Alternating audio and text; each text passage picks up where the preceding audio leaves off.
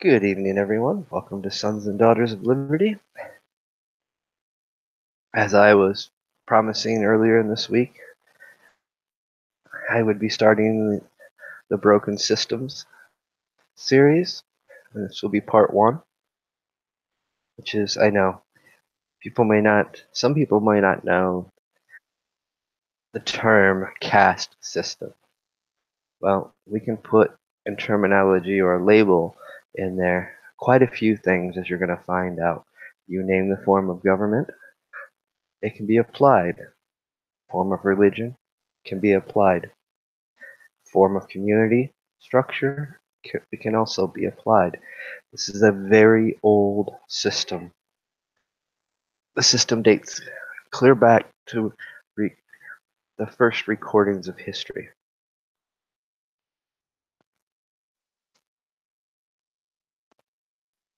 Now, for some, this might be new, and for others, you may quickly understand what a caste system is.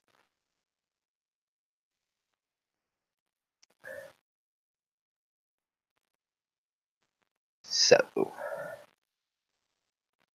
for right now, put my video on.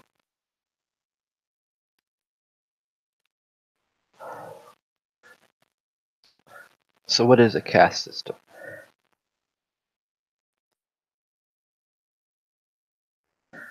I mean, some say that it goes clear back to the beginning,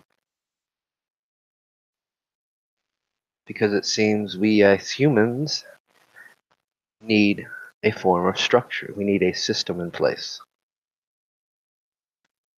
You know, I personally don't like to believe that terminology, that line of thought, but if we look at history, it's everywhere in everything.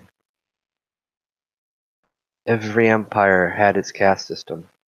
Hunter-gathering is another form of caste system.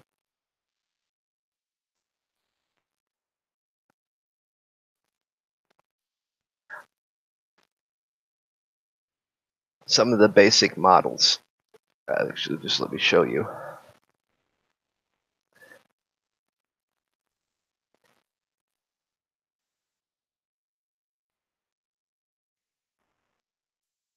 This might help out a little bit.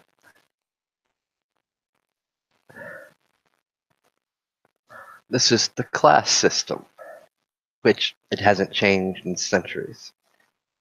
This pyramid has been the same throughout history.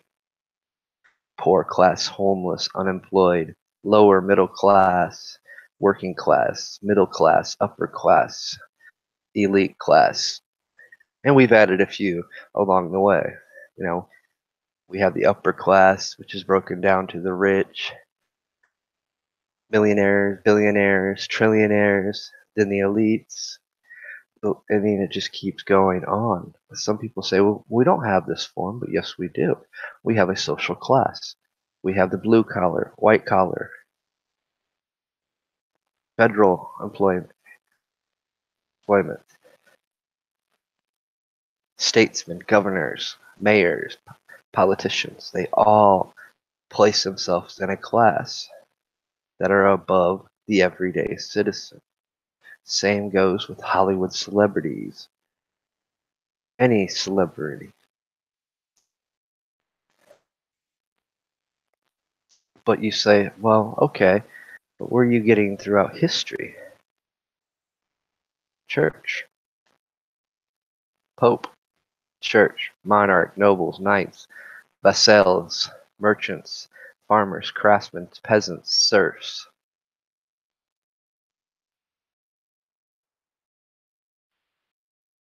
Just an older form. But yet we still see these philosophies and ideologies to this day in all the religious groups, no matter what the denomination or belief system is. You have your preacher, your deacons, and so on. Same way in the cult communities. Neophyte, Zealater, Adeptus Minor, Adeptus Major. Trying to remember here. There's one more that's slipping my mind.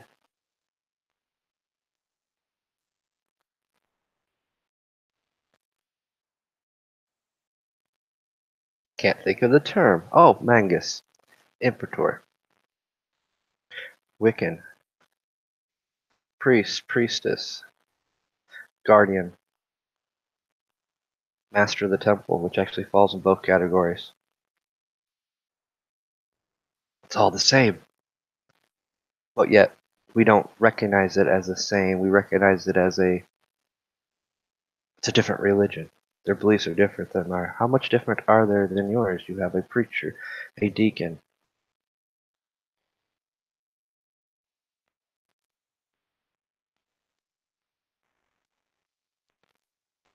Even in the basics of society,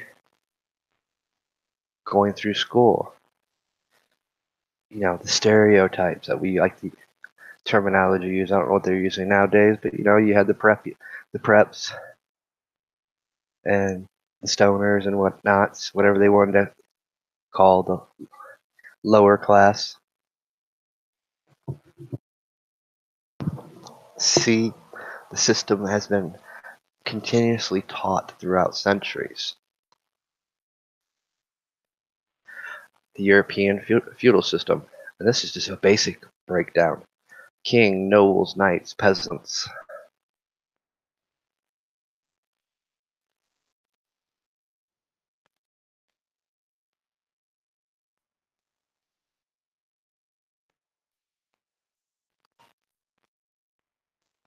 King, emperor, high priest, military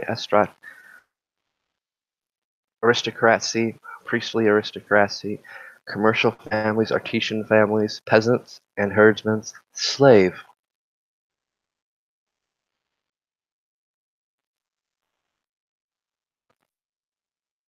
Egyptian system. Pharaoh.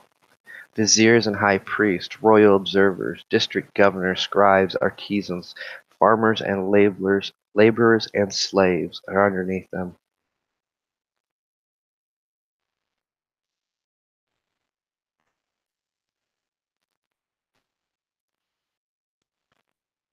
The Egyptian period. Yet we're still following the same concept. We're not. Republican, Democrat, liberal, conservative, independent, House, Senate, Judiciary, President.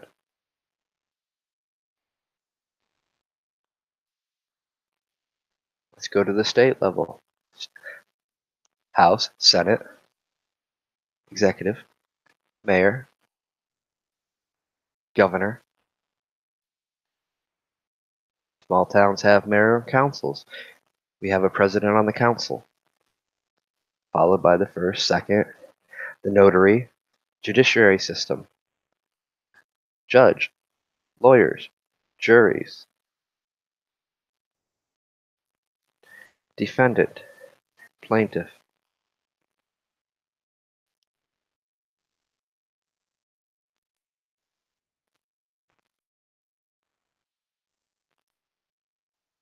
political socialization, activist, more ideology, more likely to vote liberal Democrat, female, diverse, high school educated, middle income, secular, coastal, urban. Most American, moderates, less ideological, less likely to vote, independents. Cross-cutting cleavages, going between the lines.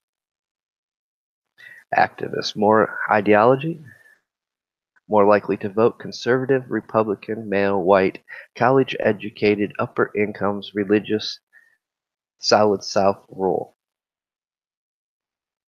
See, we even find a way to put ourselves in a caste system for our politics.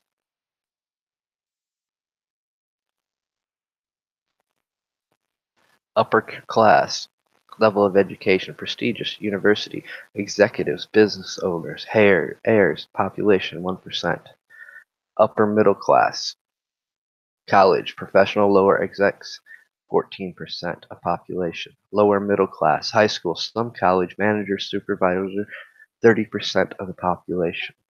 Working class, high school, factory, clerical, sales, 30%. Working poor, some high school, laborers, service workers, 22%. Underclass, some high school, low paying to unemployed, and that number is no longer accurate. Actually, none of these numbers are really accurate anymore. This is an older one from a couple years ago. And you notice they categorize upper class as in one bracket.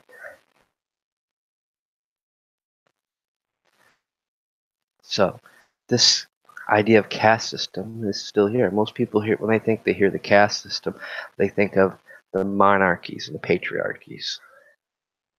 They don't realize that these systems have been in place. We just changed the name. The Roman Empire was a caste system. No matter what label we describe it, it is a caste system. Cultures have their own caste system. The Native Americans had their own form of system. From the elders, shamans, medicine women, to the hunters and gatherers, they all broke themselves down into a class system of a caste system.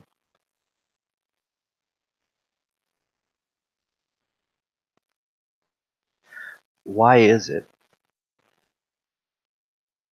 that this system that we've seen time and time again, from one fallen empire to another, from one fall of a form of government to another, why do we hold on to the ideology of a caste system? It's actually quite simple.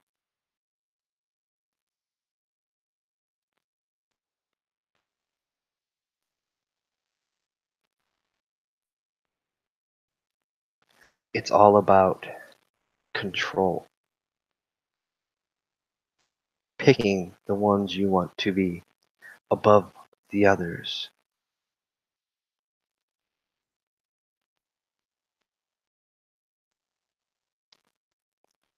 And it's everywhere. It's into our smaller communities, states, because within a state, we have multiple forms of caste systems.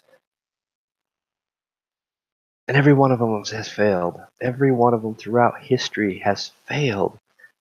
Where's the Egyptian Empire? Gone. Where's the Roman Empire? Gone. Even if you want to study the Aztec, Incas, Mayas, they had the very same feudal caste system. This draconic, archaic disease. Because it's meant to control the people. You will never, basically, it's them saying, if you're the working class, you'll never become the rich. You'll never become the politicians to make laws to change them. It's a scary philosophy. It's a scary illusion that we've come to find ourselves in. Hence the last part of the description. Be prepared for a bumpy ride. Because until we realize this system is in place, we can argue, well, we need people to govern. We need laws. Or else it'd be complete anarchy and chaos. I'm not against common sense laws. But the problem is, every caste system has met its fate to the corrupt. Corruption, greed, power, becoming power hungry, coveting that power. Every caste system, that has been its demise. The subjugation and enslavement of its people.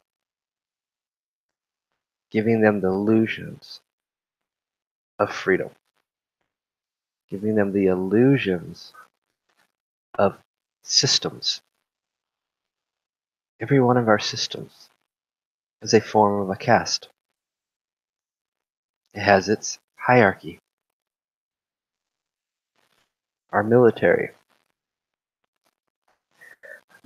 caste system. It has its bars. Who's got the biggest what? Can tell by the bars on their shirt. Sleeve, my bad. Or the medals on their chest.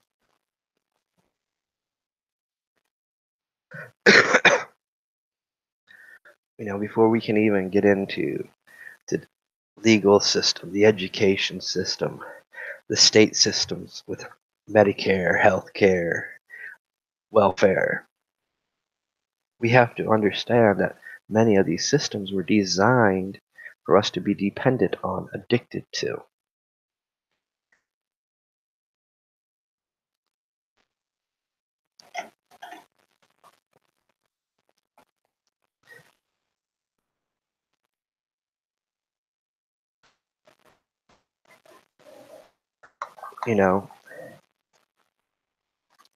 And we look back through history, we see how much of our form of government, our form of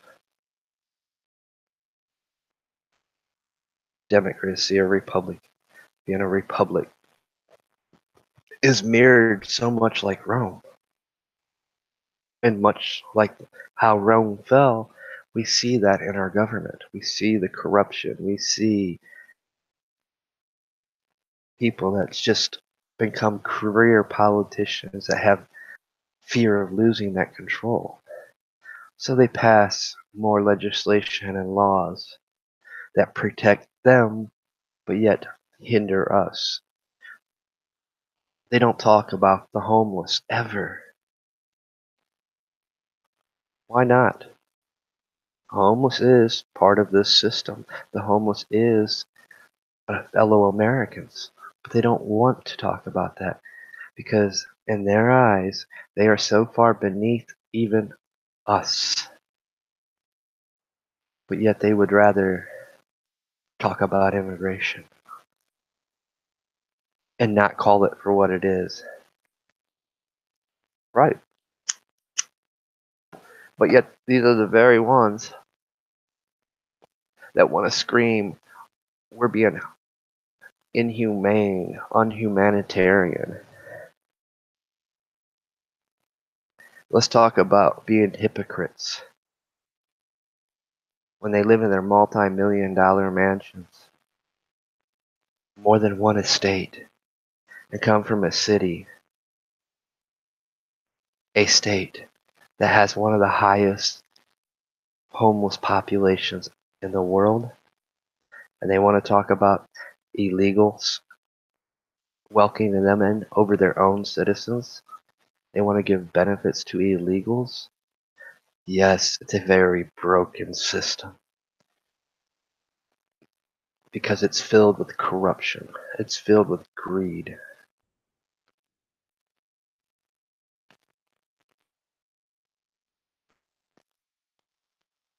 They manipulate you with all these lovely terms. Democrat, Republican. They teach you can only vote one way. Now we're seeing the common trend. You need to vote. Everybody needs to vote red. And you have some people are saying that, well, this Republican is worse than John McCain. If he's worse than John McCain is, what do you think he's going to be when he gets in office?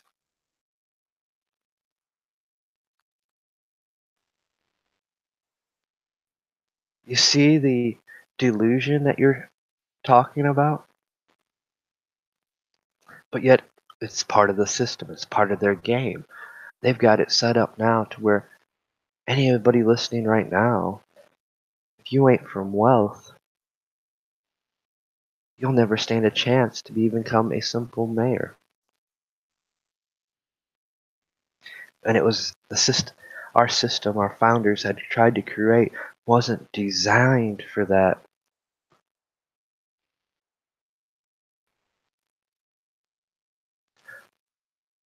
They didn't want what they seen happen in Europe. They didn't want to see what history has shown us. Now you need to understand that's why they go after our history. That's why they don't want to talk about history like the Boston Tea Party and other things. They say, well, puts a blemish on what America is today.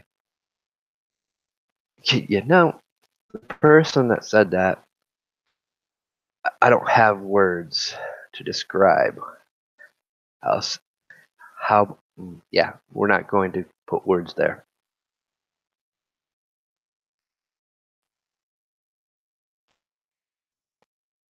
But that's the Common Core system.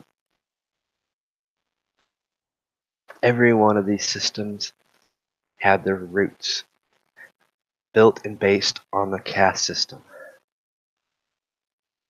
based on who deserves medical treatment over who doesn't, who has priority.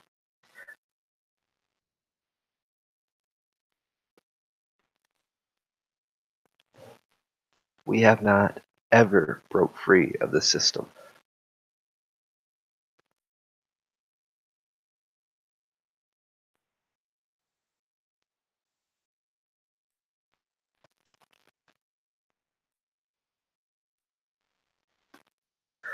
California does have a huge homeless population, and it is pushing 50%, if not higher.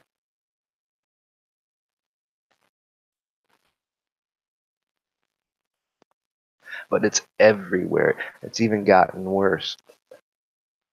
We lost a huge percent of our poor class and middle class. Middle class people became poor. The poor became homeless during the recession of 2008.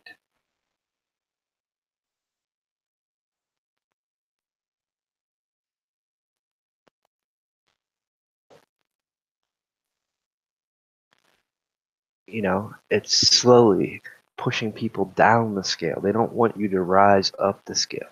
When that's the general illusion of it, you can rise above it. That's why when we start dealing with the low-income communities,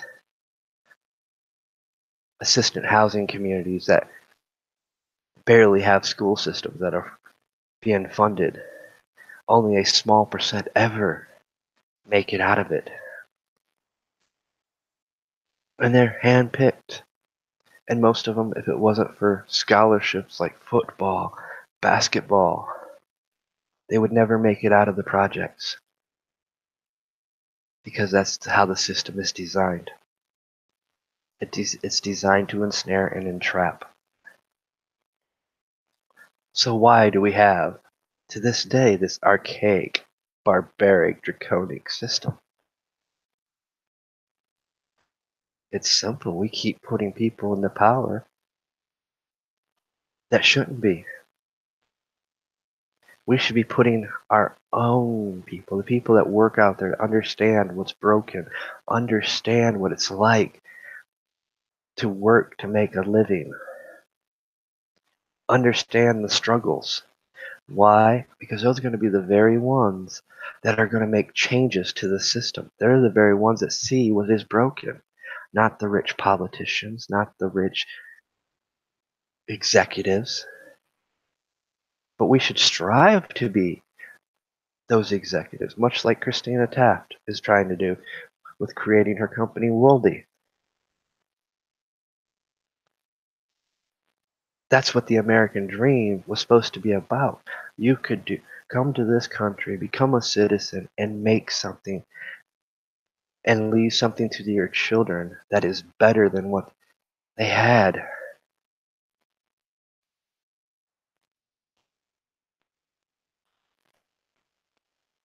That's why I've always said, and I will continue to state this, it's why I support the mom and pops, the young entrepreneurs, young businessmen and women,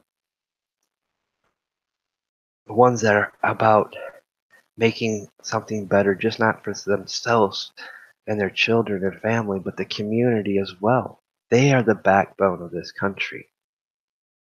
They're the ones that want to make a difference. Whether it be a social platform where you can truly have free speech. But yet, I'm sure as Christina Taft would tell you, it's not easy. The system's designed to keep you from achieving that because it goes against what they want. It goes against what these rich politicians really want. The one thing they fear the most, and this is the other cosmic joke, fake news, right? They push the fake news narrative. Why did they push it? Because one man, like him or hate him,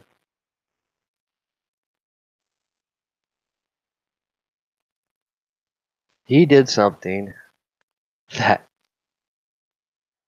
these guys haven't figured out. That most people didn't even realize how much power we have. He used social media to win an election. He didn't spend millions and millions of dollars like everybody else to DNC to the point they bankrupt themselves. How do you bankrupt yourselves when you're getting millions and millions of donation dollars? But they did. And he spent less than almost any politician to date ever on an election of any type. He used the power of the people. He used the power of social media to spread his message.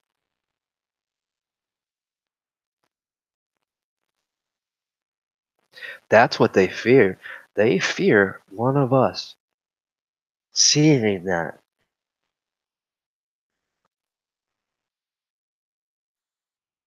realizing that, and turning around and using the same tool to start making changes. That's what they fear. That's why the censorship.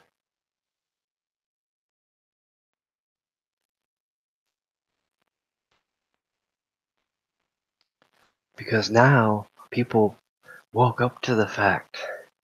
That's why they keep pushing narratives and agendas down our throats, trying to pit us and divide us.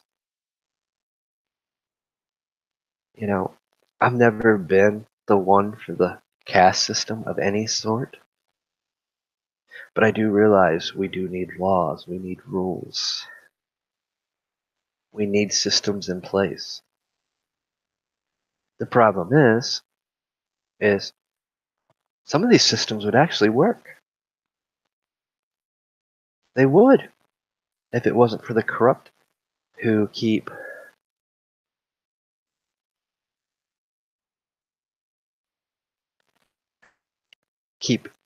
not trying to fix them, ignoring them. Then we get people in our communities and we end up, well, we'll hint at them, then we'll start talking about other things and adding to the problem instead of talking about the core root problem. And in every one of these systems that we'll talk about in this series, the core root problem is the greed, the corruption, the fact they don't want to fix the systems, they want the systems to stay as they are. They want to be able to control the people. Our Constitution isn't even about that. It clearly states otherwise. They're there to represent us. They're there as our voice. There's many changes that need to take place. These are the important things to fixate on and focus on. Spreading the word, educating people about.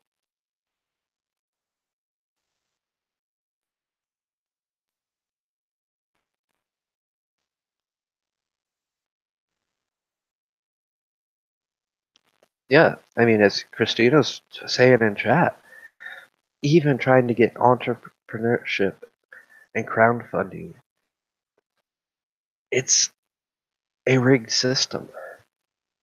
They want to nitpick who they rise up, who they allow to get the money they need to build something.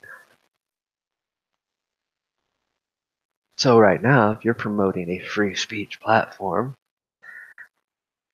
how many of those people are going to want to give you a funding scholarship? How many of them are going to, especially if you're in California, which really sucks for Christina Taft.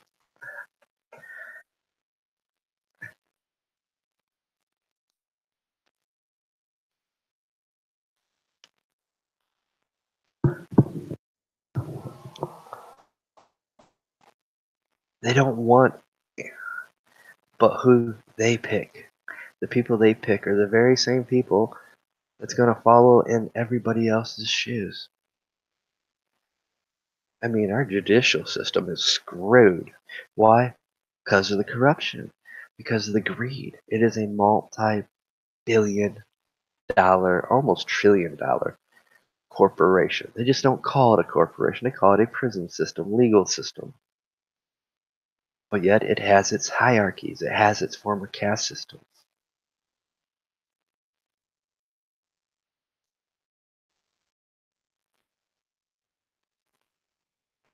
Now, the political system is by far, I think, the most broken system. And it's probably the one system that we're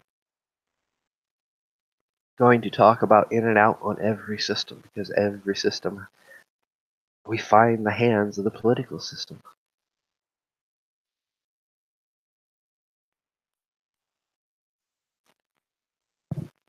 Yeah, that don't surprise me.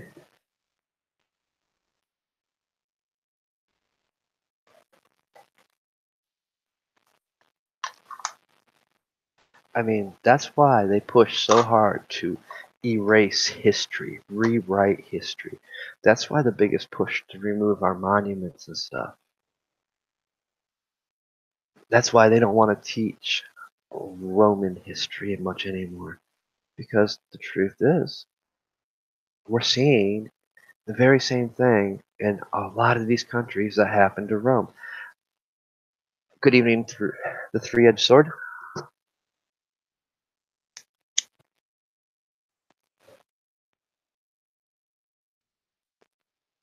it's become a point where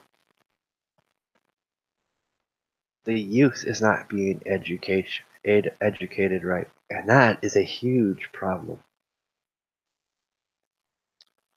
One, they haven't yet experienced life, because I'm sure Christina here could even tell you, as she's gotten older, as she started experiencing life more and more, she's starting to see the very same problems that we all see.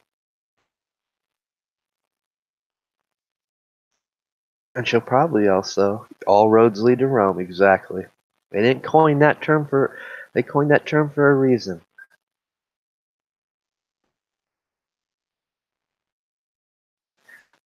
It wasn't because all roads led to Rome. It was because all the greed and corruption that led to its fall. Just follow the path of history and watch what happened to Rome, how it fell. You know, we see every form of government out there, whatever they want to call it, communism, socialism, Marxism, republic, democracy, monarchy, patriarchy. We see the very ideologies of Rome. Because before there was a Caesar, there was the Senate. The Senate ran. Only in times of crisis would they elect a Caesar, a president, and he would only hold the position for no longer than 6 months, or until the tensions or the whatever they were fighting ceased. And a lot of times they would change him out after 6 months.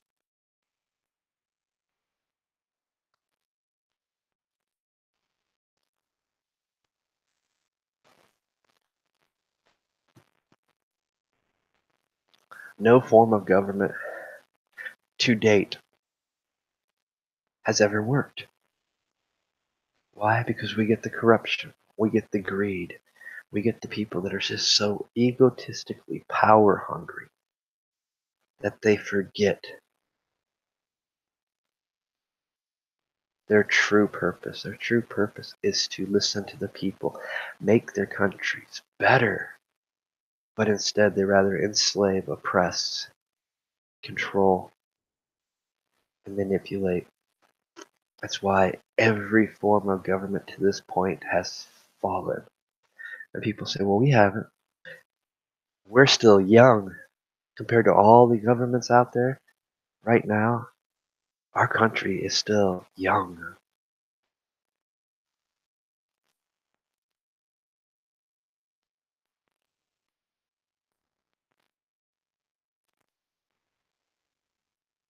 Uh, but you guys don't, some people don't see it. Some people don't even want to see it in their religious beliefs. I mean, I done pointed it out. And I can go through every sect belief system. They all have a caste system. They all have a hierarchy.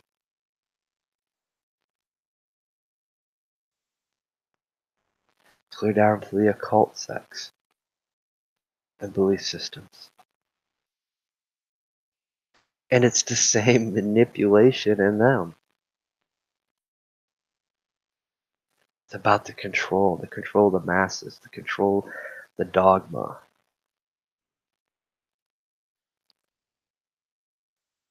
to control the power, the narrative.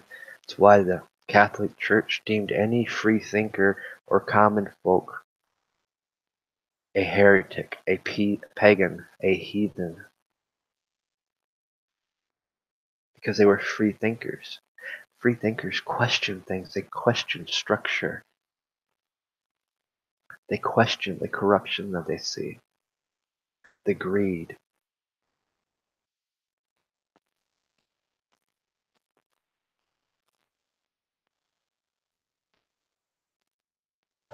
Power is a two-edged sword.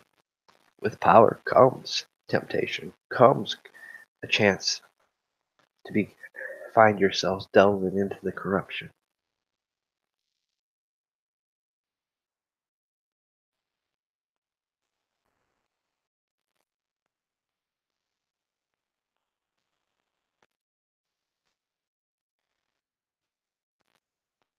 Every major event that has taken place, they take place for a reason. To quell the masses, to bring the masses together,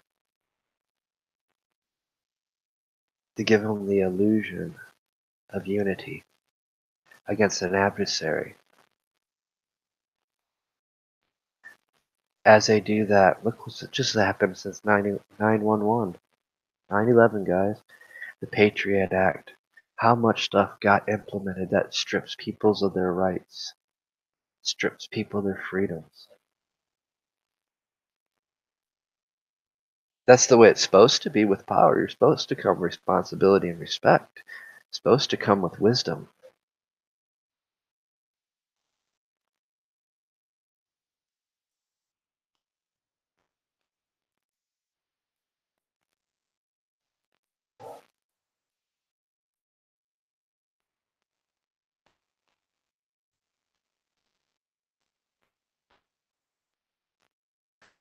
These systems are, unfortunately, in the wrong hands. It always seems to be that way. I used to have beliefs and philosophies.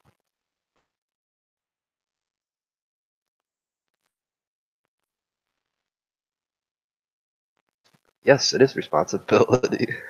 That's the key point there. Responsibility.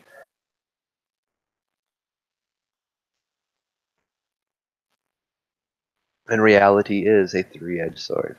Your side, my side, and the truth. I agree on that. Because we all have our views and our opinions. We're not always going to agree. Why? Well, maybe we haven't experienced something yet that would show us different, would show us the truth. Maybe we're not ready to experience that yet.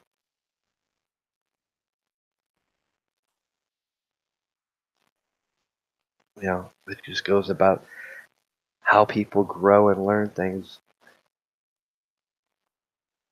We see these things every day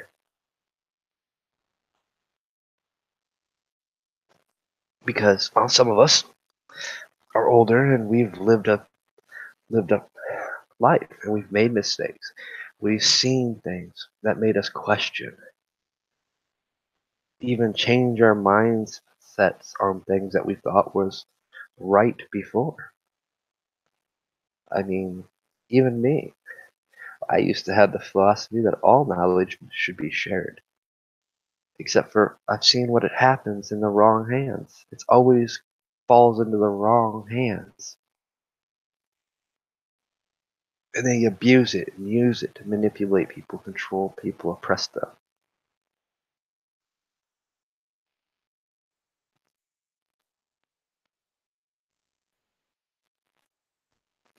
I'm sure if Rob was listening, he'd tell you that used to be my philosophy. You know, everybody, information should be shared, should be given freely. I think I said, born in the wrong century. Because I love the ideology of the philosophers, the ones that questioned, brought new things,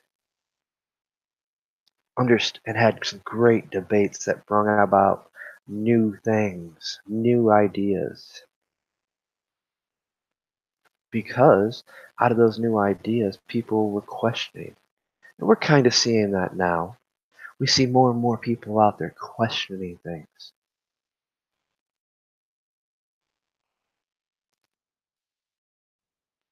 But it's not enough. It's not enough when most people, I say caste system, don't even know what I'm talking about. And all you gotta do is put whatever label you want to replace the caste. You'll see your hierarchies. You'll see your pyramids. of how the structure of order goes. And you'll see how hard it is for people at that bottom to ever become to the top. Yeah, let's not get me started on that one. But, okay, let's get me started on that one since you brought it up, Christina. This is electronic warfare.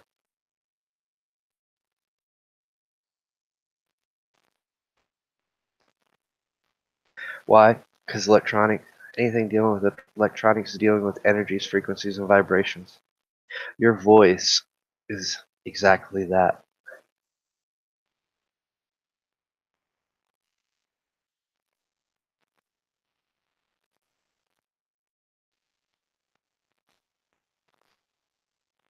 You know, that's the reality of things. We'll see people like, oh God, I can't believe I mentioned this guy's name twice today. Alex Jones. He knows all the tricks of the trade. He knows how to use his voice to incite, entice. Every politician knows how to do it. Every businessman knows how to do it. But yet, if we do it to awaken people or to bring realization and knowledge to people, we're evil.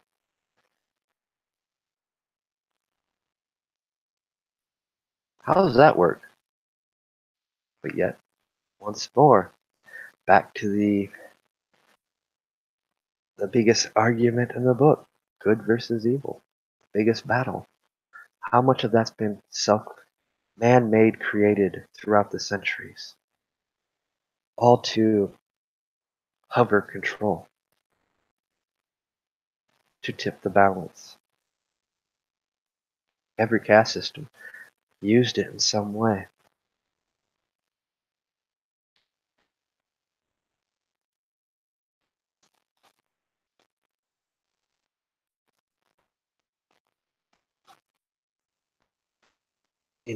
That is the danger of adhering to labels, ideologies that go against and strip your true identity, yourself.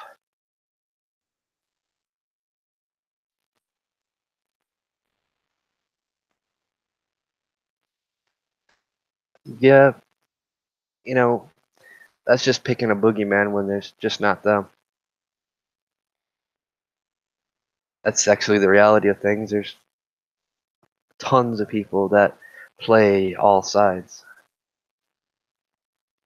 And the worst part of it is we pick on them or this group, we single them out, and yet they're just puppets. Somebody else is pulling their strings. They're answering to somebody else, which I'm going to save that for another discussion.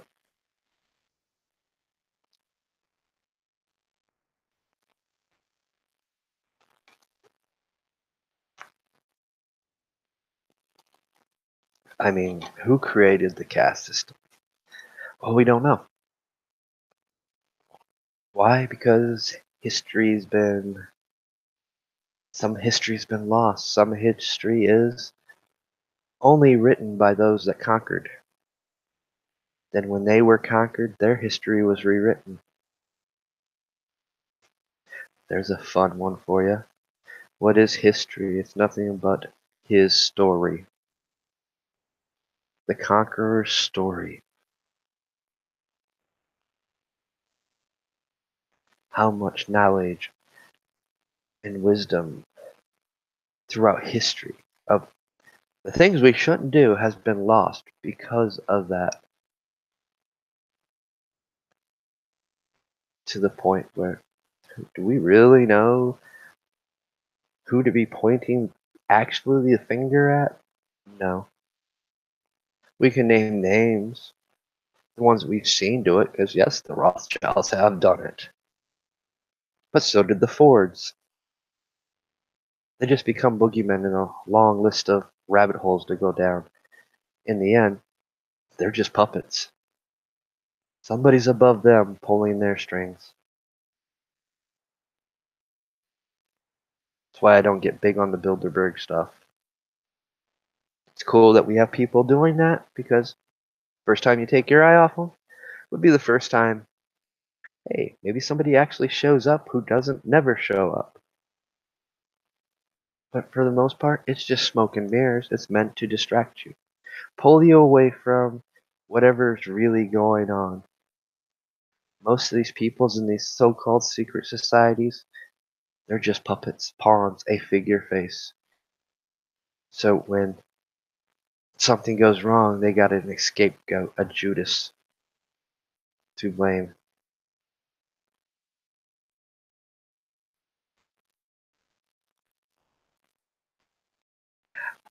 Yeah, I know a little bit about that.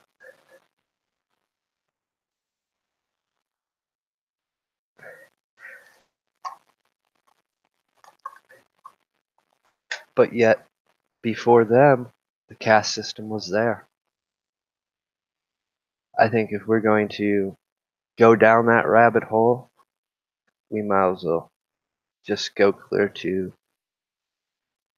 the fallen angels,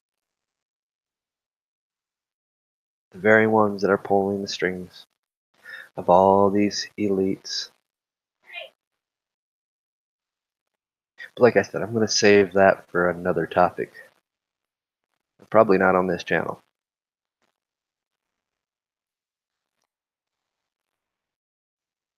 Because the idea of the caste system was created somewhere. It was created to control. And it's been taught through every culture, every belief system. It has been indoctrinated, ingrained in us so much that we have to rely on it.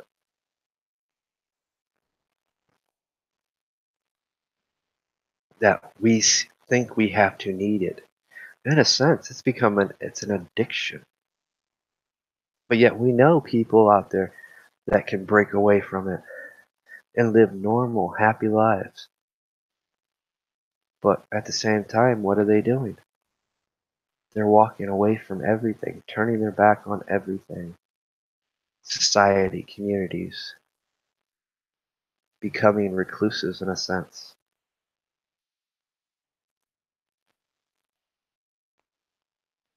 See, we come back clear around full circle back to we have systems in place that, if fixed, would work properly. Why don't they want to fix them? Oh, obviously. So what do we do to fix them? It starts by talking about it. It starts by not pointing fingers at every group and organization because guess what? They are their own caste system. They've been indoctrinated too, brainwashed to believe in this ideology that only select few ever achieve anywhere. Handpicked so that the everyday people that see the broken pieces, that want to make change, that wants to make it so everybody can go from the very bottom to the very top.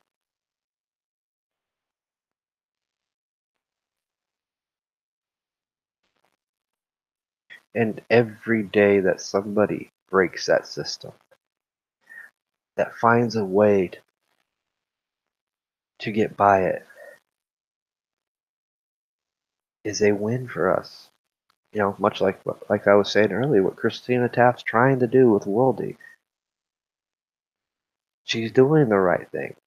She's building something for all of us.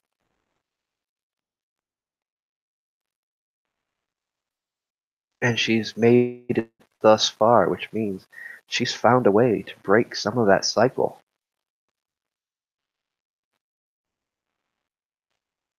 And as more people get involved, eventually the right ones will come about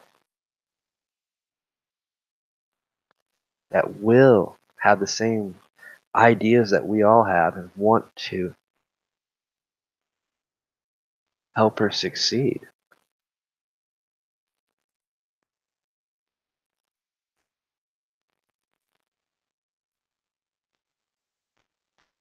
You know, it's just like all of us streamers out here on YouTube, no matter what genre niche we come from. You know, we succeed every day.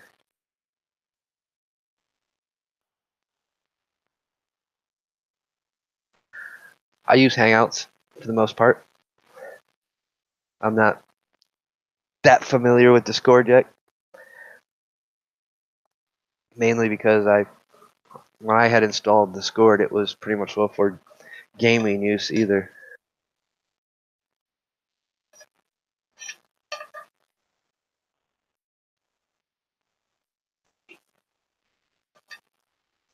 And by then I was done, so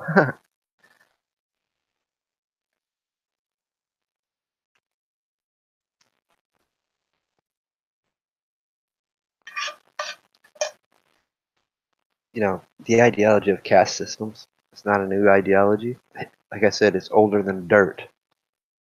And it's been used and abused for far too long.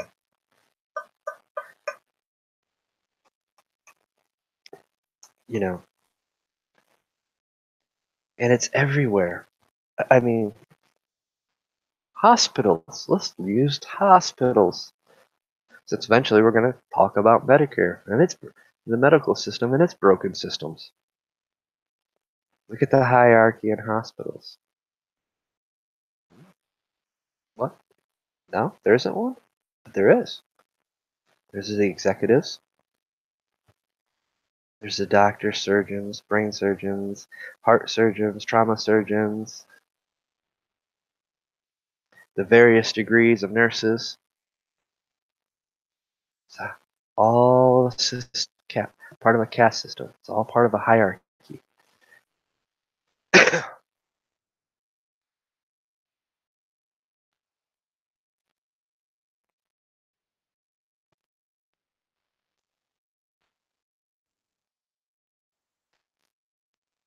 I'll definitely add you.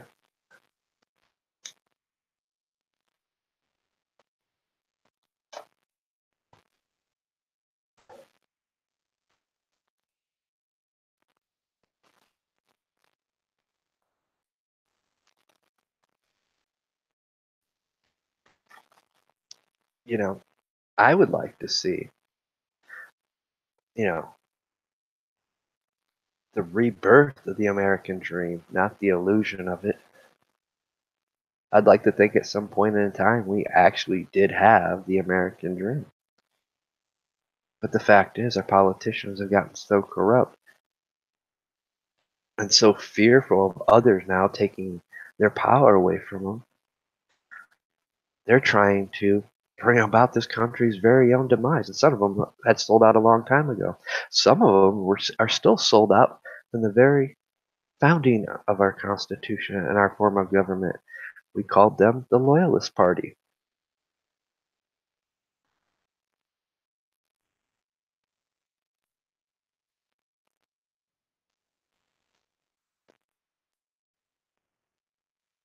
Those still loyal to the crown.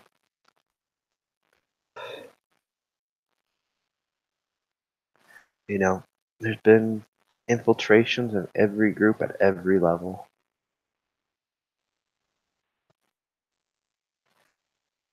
Some of these systems were designed to collapse on themselves. Some of these systems were designed to change and become something entirely different than what it originally started as.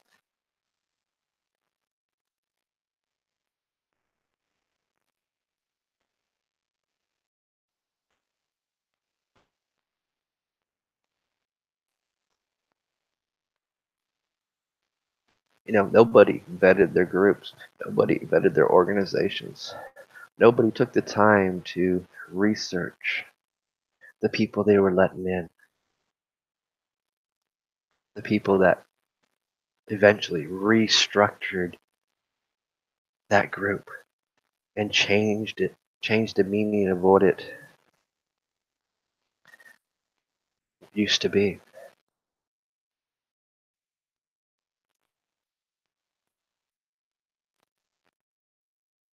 You know, our systems, they need fixed in the worst way. Because the truth is, we are following the very path and the very road to Rome.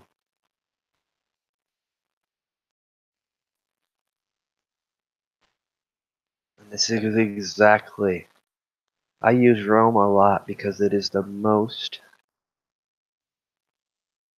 common in our recent history. And yes, it's not recent really, it's ancient, but it is the one that we still have the most history on.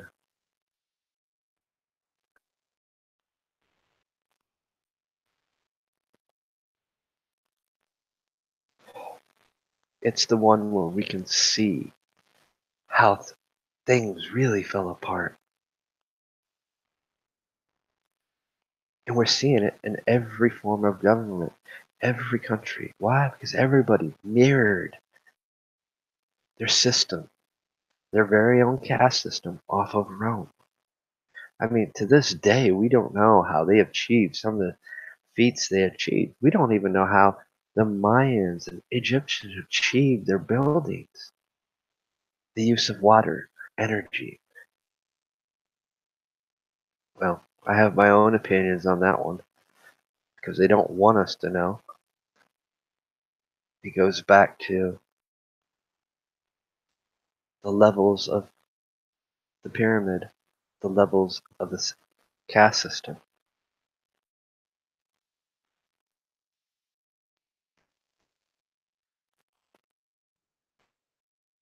controlling what information is shared with whom, not listening to those that see the system and can actually have the input and knowledge to fix the systems. Because if they start allowing that, they start losing their control. They start losing their positions of power.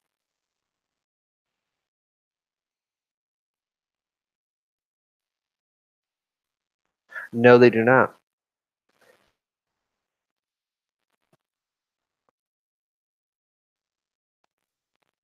Even in science, it is a part. It has a form of the caste system.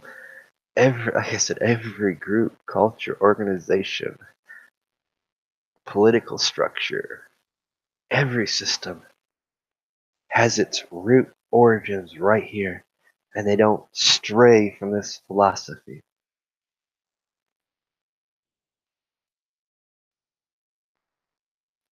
When this philosophy has failed time and time again.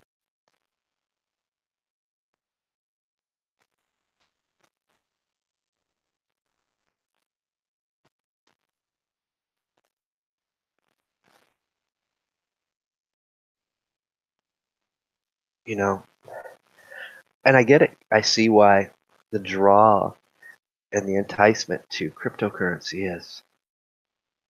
But there's an illusion even in that. It's a system that's meant to draw you in. Every system that we'll talk about had its point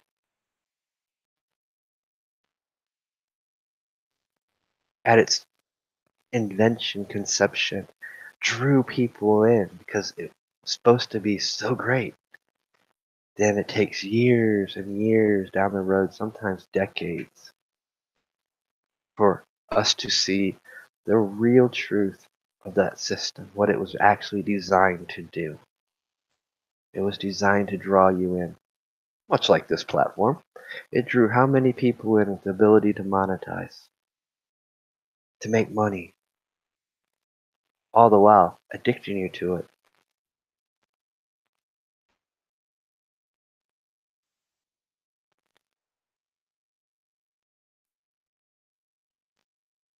Actually, yes, that's part of history they don't want us to talk about.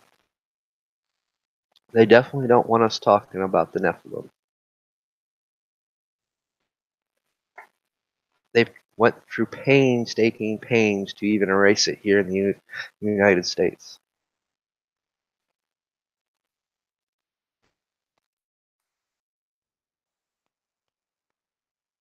We point our fingers.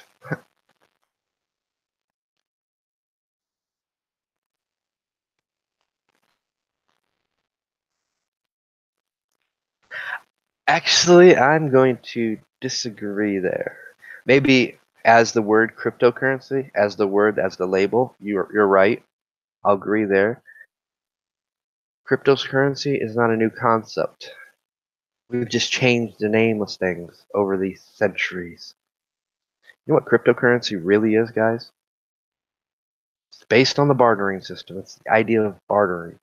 Your skill has value. An item you have that I need has value. It might not have no value to anybody else.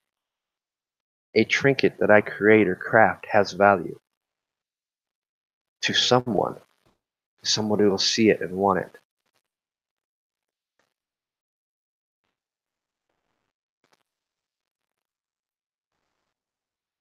They know it. That's why they don't like bartering systems. They don't like any system out there that throws a monkey wrench into things. You know, every one of us has a skill that we're good at. That is value to the point where I couldn't put a monetary value on your skill. But they don't want us to realize that and see that. Because if we start seeing that, we start seeing that we don't need this pyramid here with all these classes.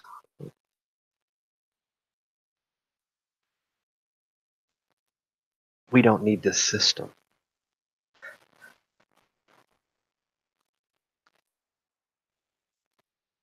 Yes, the first digital currency, yeah, I know. And which you are exactly right on.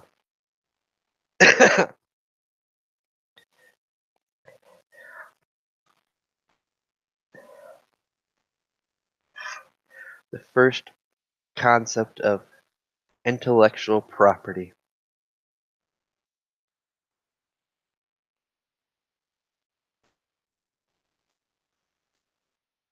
Something that has no physical meaning, no physical substance.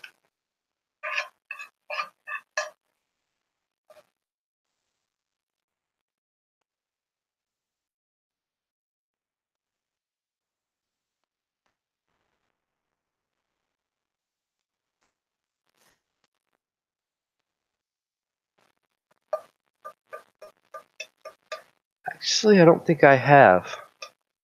Or I know it by a different label. That's the problem. We're always changing labels.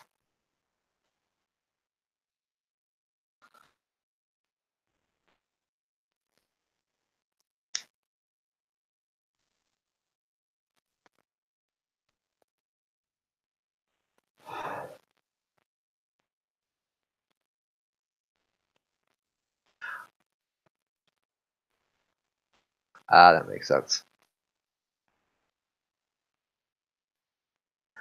But yeah, we have a similar system here. I mean, if we start talking about the huge problem of a broken system when it comes to child support. Now, if you don't pay your child support, they can take your driver's license. They'll lock you up so you lose your job.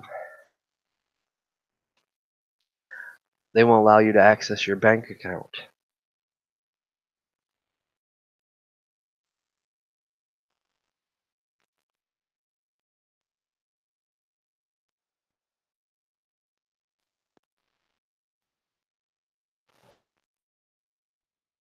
Ah, Black Bear.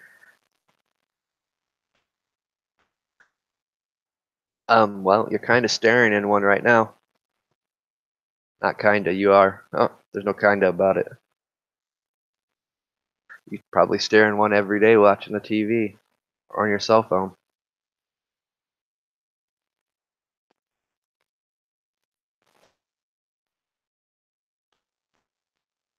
You know, every system that we will go down. I know we're not going to cover them all because there's just too many to cover.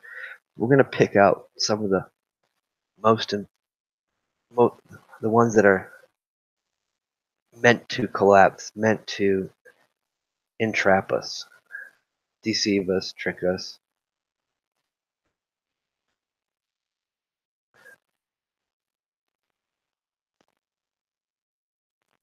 But before we can get to those, we have to understand this system.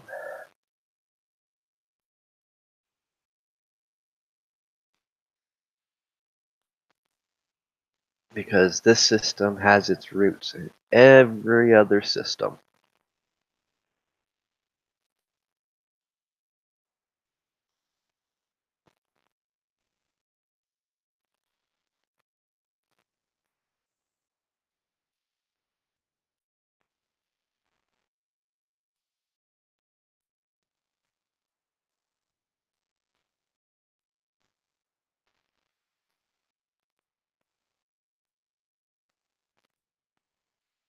You know, that's the part I've never gotten, why people don't see this system for what it is. Then I had to step back and think, well, it's because we keep changing the name, the label of it. We keep calling it something new, something different, something that draws it away from the history where it had failed.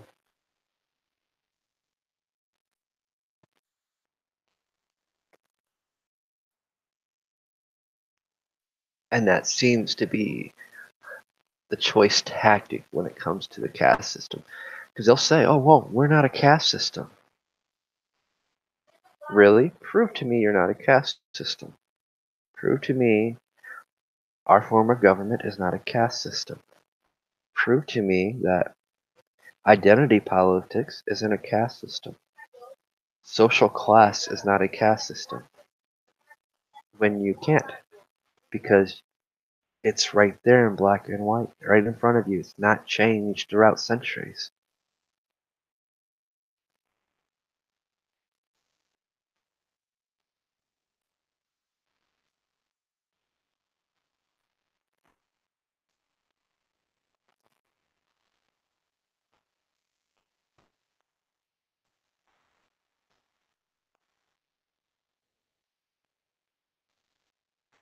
You want to speak of symbolisms?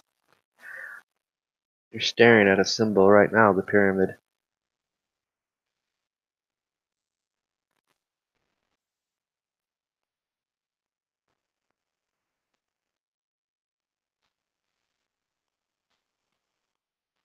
Nobody questions the six-pointed star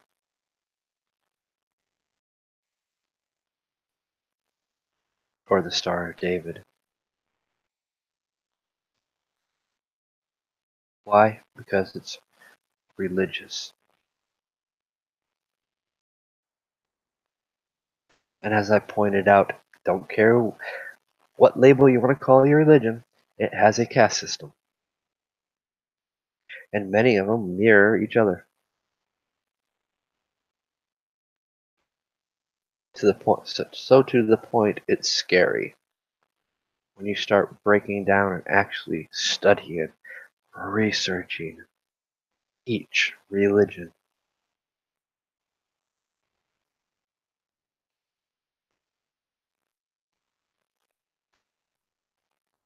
You know, and in many aspects, it was holds probably just as deep as meaning as a caste system as the caste system we're talking about.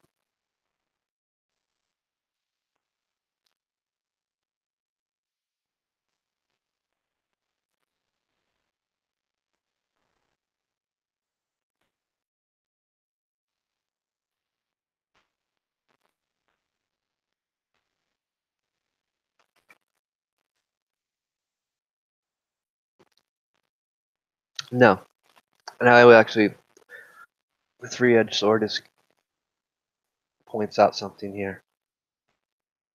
It's a design system. It goes back to what I was talking about in my first podcast today, this morning. It's designed to divide us, pit us against each other. It's designed to indoctrinate us, So when we talk about certain subjects, certain words that will instantly trigger to where you'll say, oh, that person's evil, that whole group's evil. It is a designed system. It's designed to mislead, ensnare, to the point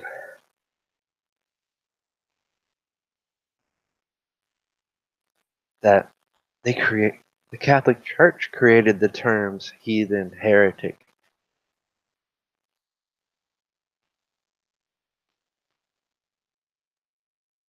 And I'm sure there was other labels before then that mean the same thing. Now we get in this concept of who's right, who's wrong. Somebody's got to be right. But in the end, we'll never know. We won't know until the day we die when it comes to religion. Who's right, who's wrong. But yet we'll argue about it. Is the YouTube messages still working?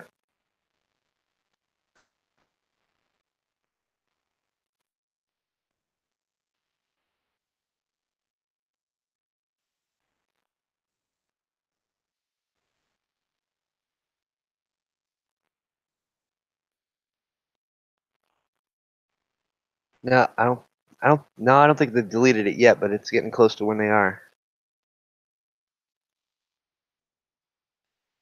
I can't remember the exact date when they're completely removing it.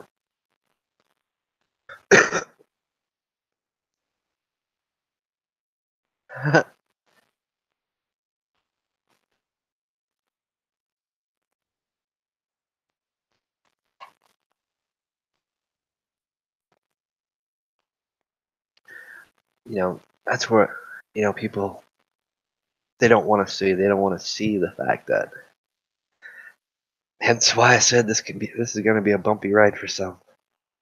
They don't want to see the fact that the system, the caste system, has meant to divide, categorize, subcategorize, and enslave. All in the means to control you, to keep you divided, to pit you against one another. Because while we're sitting here arguing amongst ourselves about who's right, who's wrong, the guys at the top of the pyramid are steadily taking away our freedoms, our rights, filling their wallets, drinking their wine and champagne, and laughing at all of us.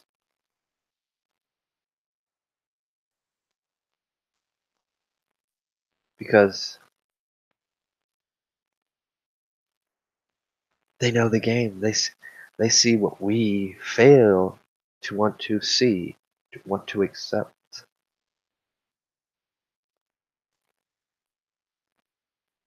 They don't want us ever truly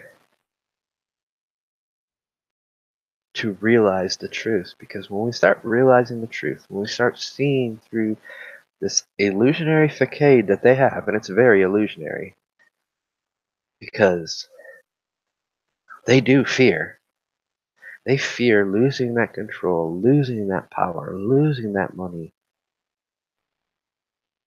But we're too busy arguing, fighting, and being pitted and divided against each other to ever fix the system.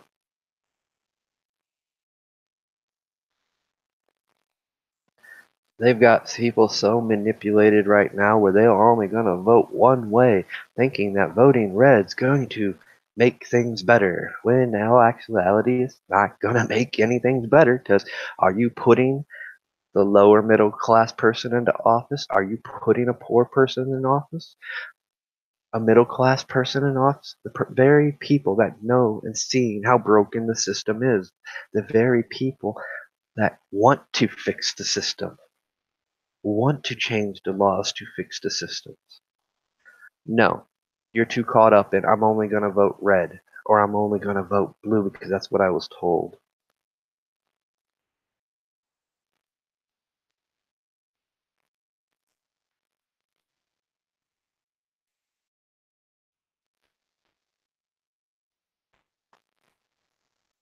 Yeah, I guess I would. You guys will lose me real quick talking about Westworld. Never watched it.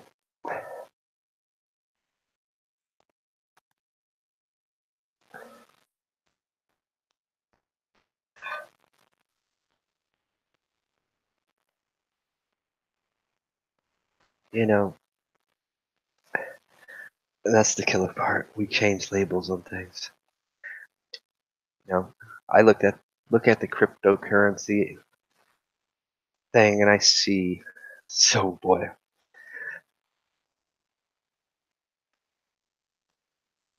if you guys only know.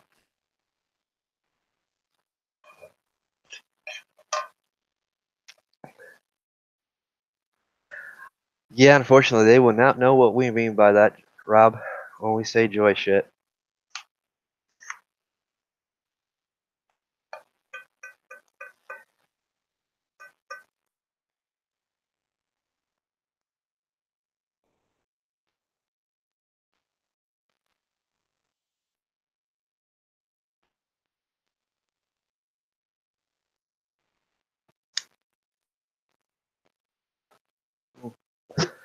Actually, here, Christine, I can actually show you how to do that real quick. That way we can see if it's still working.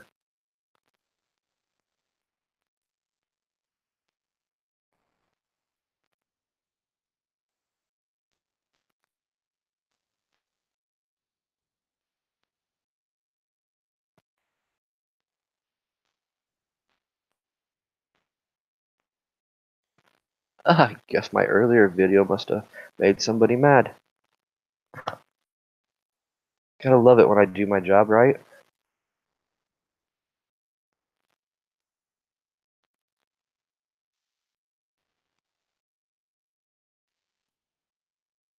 I still have my messages up.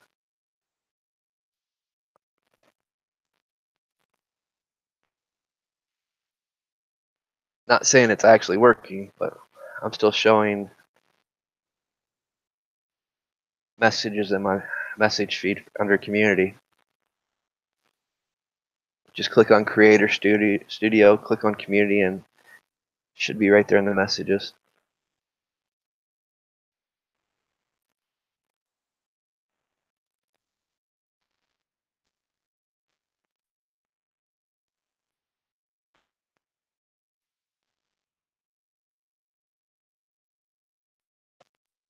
Oh, crap.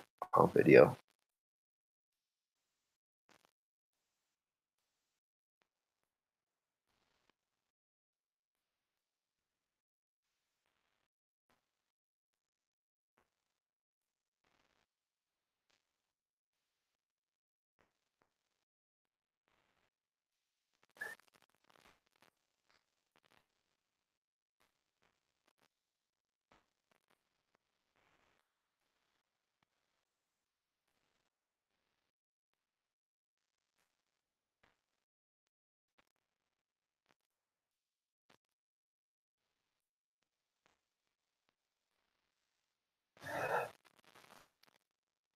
Actually, one of my kind of why I do enjoy doing it from Hangouts, because the ability to share screen and show people.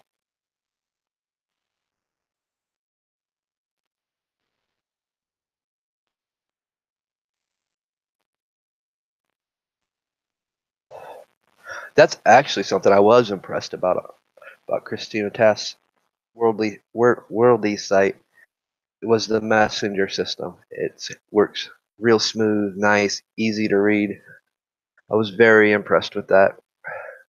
That's usually something that they take forever fixing. I mean, I finally was able to use the Minds message system, and it was like, ugh.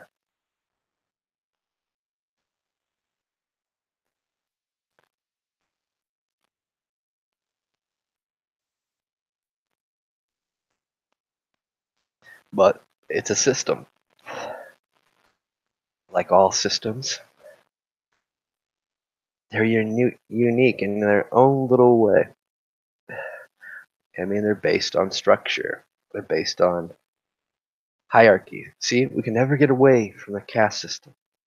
even on the social media platforms.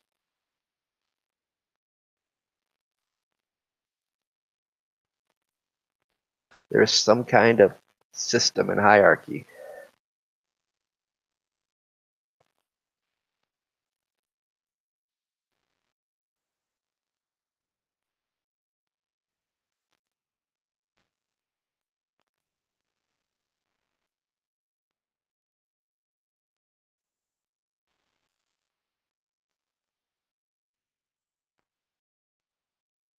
Let's have some fun, shall we?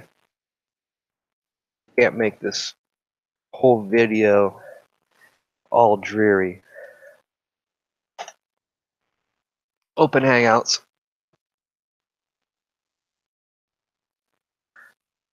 Sure, you guys might want to have a say in the matter.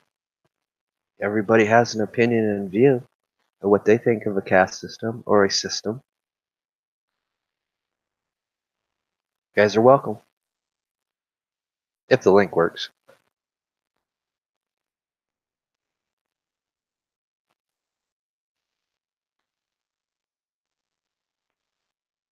Call me Drew or Smiley. What my friends call me. I'll answer to either or. Actually, I'll answer to one faster than I will the other.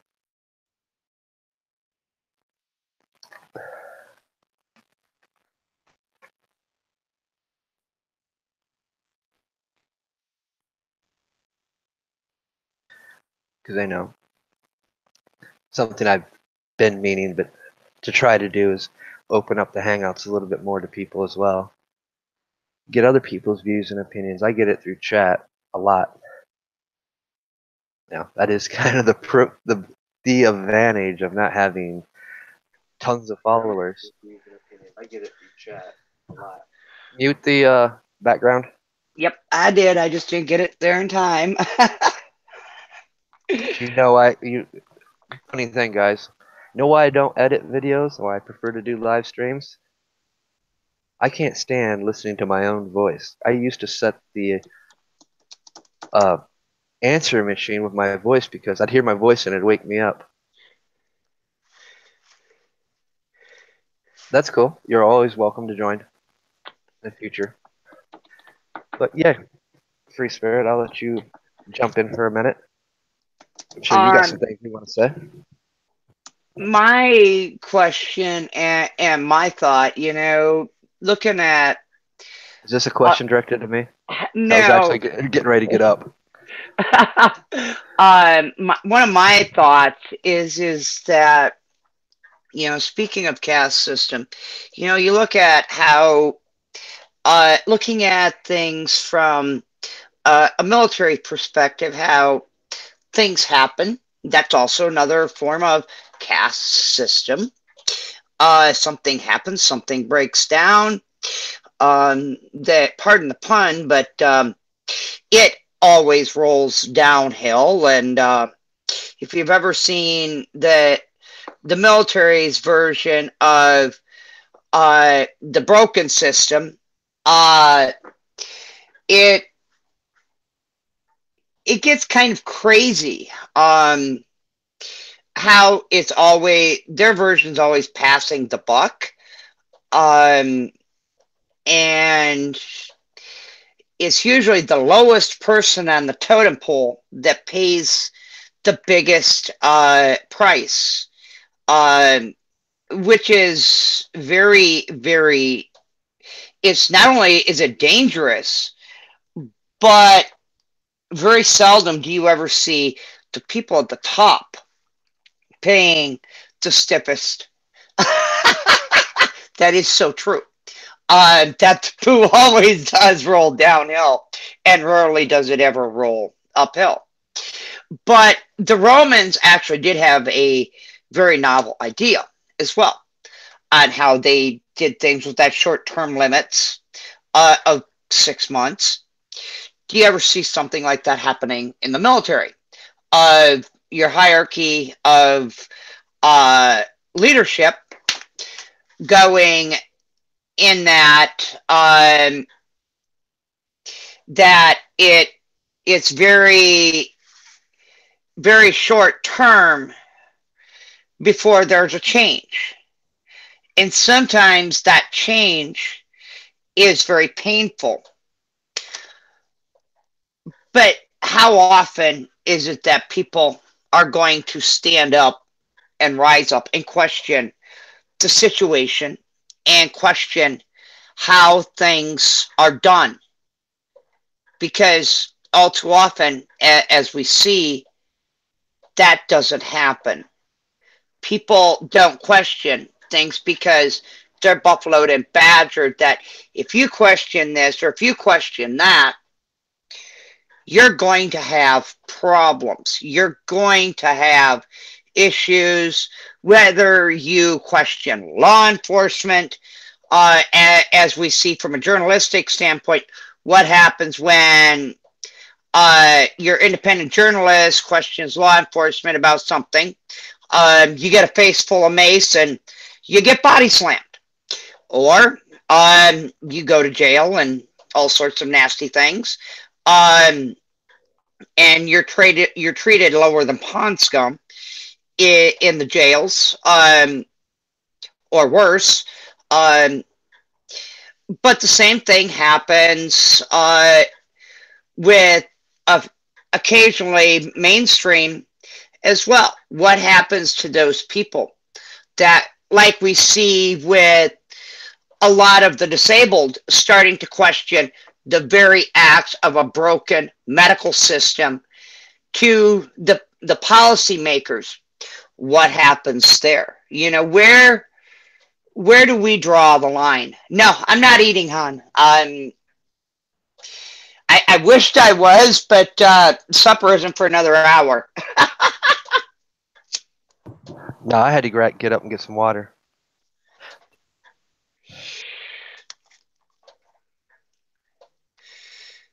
So, I mean, where do you draw the line, and when is it time for people to question and begin to question everything? And is it, you know, one of the big questions that I have, and I'll be going live actually a little bit later on about questioning the medical system and the right ways and the wrong ways about that. Because I think all too often people are badgered into thinking that it is never okay to question the words of your doctors or a hospital system as a whole, that they refuse, because that system in and of itself, the medical system, is also by that definition part of that castle system.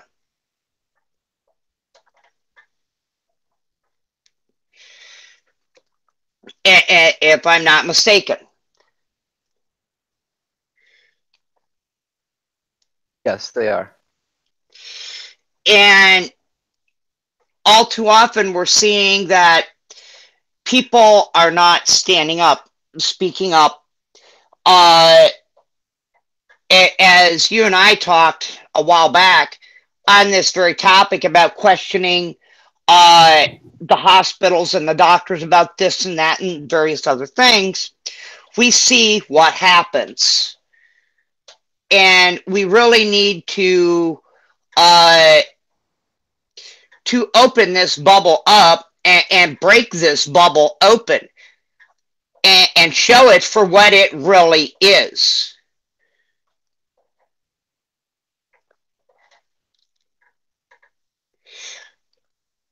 You know, it has nothing to do with the CW word.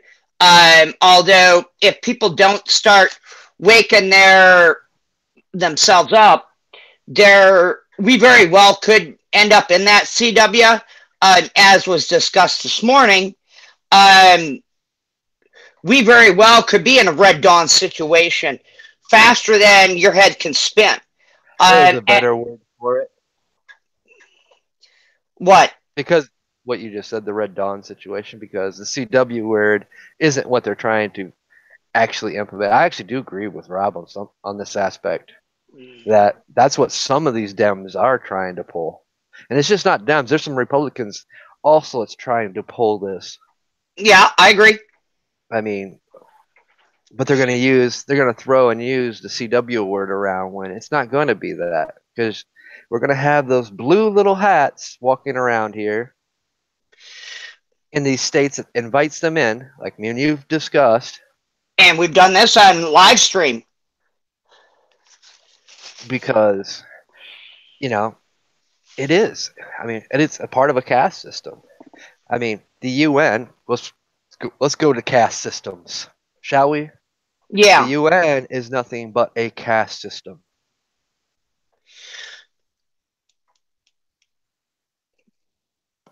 But we could break this down even farther and look at those two movies, the 84, 2012, and look at the state of where we were at in 84 and in 2012 and who we were having problems with at that time, and how this all ties in to exact.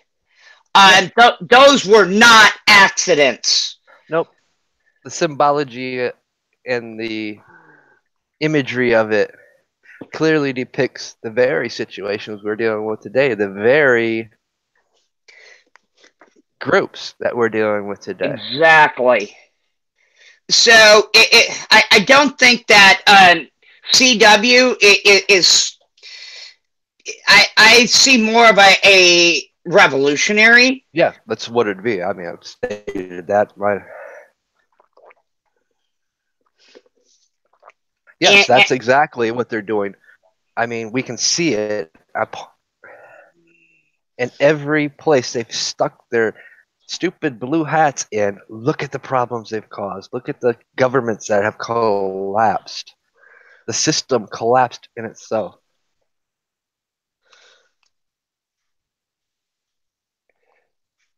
Christine, it's an open question here. So pretty much it's open for debate on either side of this coin. I don't think there's a right or wrong thing to say on this very topic, to be quite honest. No. And the more input that we have on this, it is actually more makes what Drew and I have been saying even more important than people realize. You know, we've been beating this drum since November on many different fronts. Oh, I've been beating this drum for a little while. Yeah. Actually, since 2009, just on different platforms, using different things. Sons and Daughters of Liberty was not the first magazine I published and created.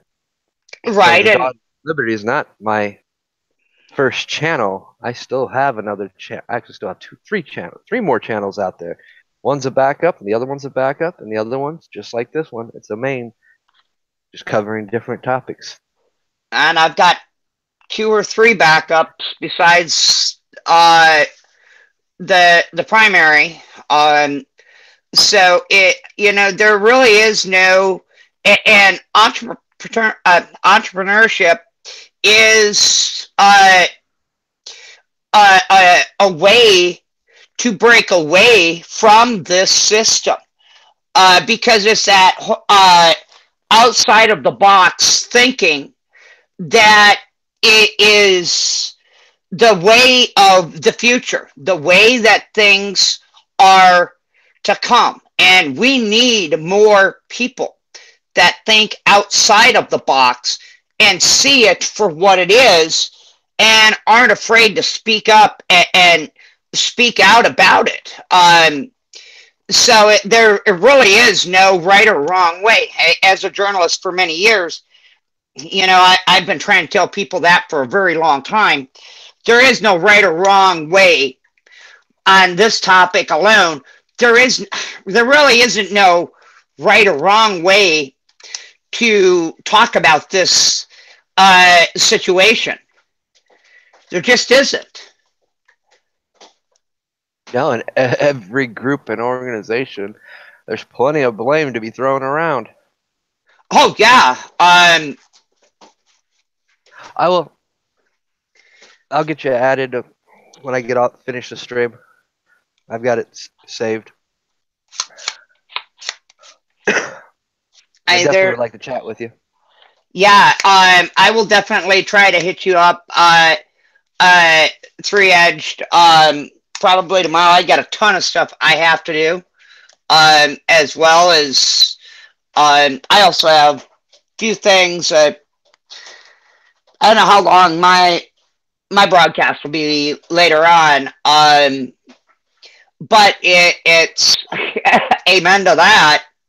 Um, but there's some things that definitely need to be talked about that I think a lot of people are missing the point that the longer that we keep our head down and just nodding and not questioning and be willing to be a bit on the resistance side of things and be willing to change, be willing to push the envelope for change on whatever level that might be. We need that more now than we've ever needed it. Oh, I agree, but the problem with that is too much division. Too many people pitted against each other. Don't even realize they're all caught in the whole system, the same system. But Yeah, they're when all you caught in talk, that um that block system of divisive division, uh, recidivism, the the fortunate, the misfortunate, and those that are just the world's doormat, and or being told that I had one person tell me a while back. Now I'm in a wheelchair. I have been for 7 years. I had somebody tell me, a fellow veteran, mind you, which kind of blew my mind. I was told that I should know my place in this world, and that knowing the military, that I should know my place, and that I should just accept my place in this world. And if that place is being a doormat, then I should, or a doorstop, then I should accept it.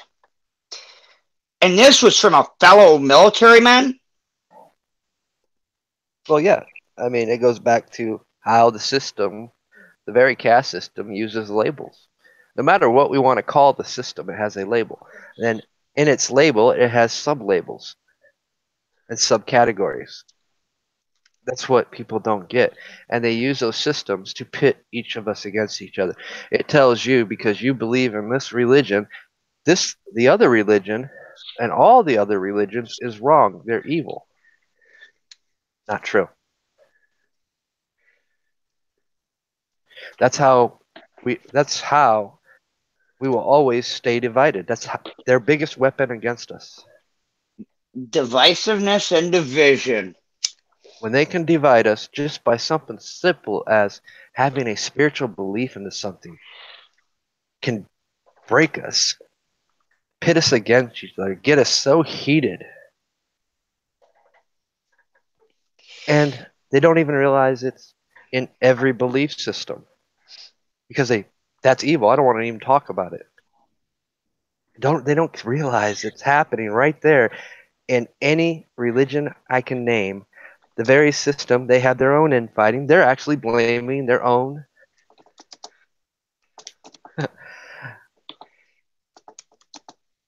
communities that are just as divided as any other religion. They all have their different dominations, sects, whatever you want to call them.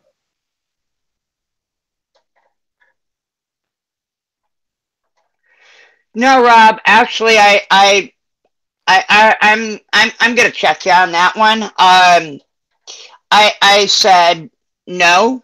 I says, sir, with all due respect, I says, if you come from a military family such as I did, served long as I did, um, know what my MOS was. Um, you would not be talking to me in that way. First of all, I says, second of all, you would be taught respect, dignity, and honor. I says, you really need to learn who is where, and that if you wore the uniform, everybody was equal. I says, so you need to go and check yourself and check your soul if you have one. Have a nice day, sir. Yep, I wouldn't have been that nice.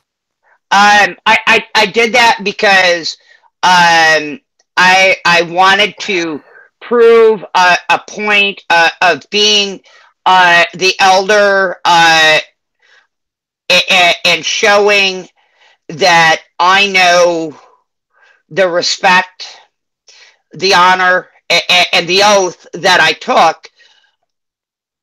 And rather than going cat shit crazy on him, like I would have been duly justified to do, I wanted to prove a point that not everything is cut as he was trying to make it out to be. So I chose to take the higher road and strip him of every bit of ammunition he could even think to come back at me with, and break that mold of that broken system that he was clearly indoctrinated into. I wanted to break that from him and strip him with no ammunition at all, and leave him basically weaponless and without a leg to stand on, proverbially. I mean, yeah, And you bring up the perfect word, mold. They're molded into the system. exactly, and that's exactly why I worded it in that word, because the military is their the way that they're turning people out today. It is nothing more than pre-programmed robotic killing machines Well, yeah, I mean, with no thought, no emotion, and only a very few actually have heart and compassion. no, because it's Very programmed few. out of them. But you know my background. Rob knows Yeah. my background, and that's some of the stuff that when you try to tell people, they say, "Oh, that's evil." Well, yes, it's very evil. You're manipulating somebody, you're controlling somebody. I do agree on that aspect. But you have to also realize it's only a bad apple creating the bad problem.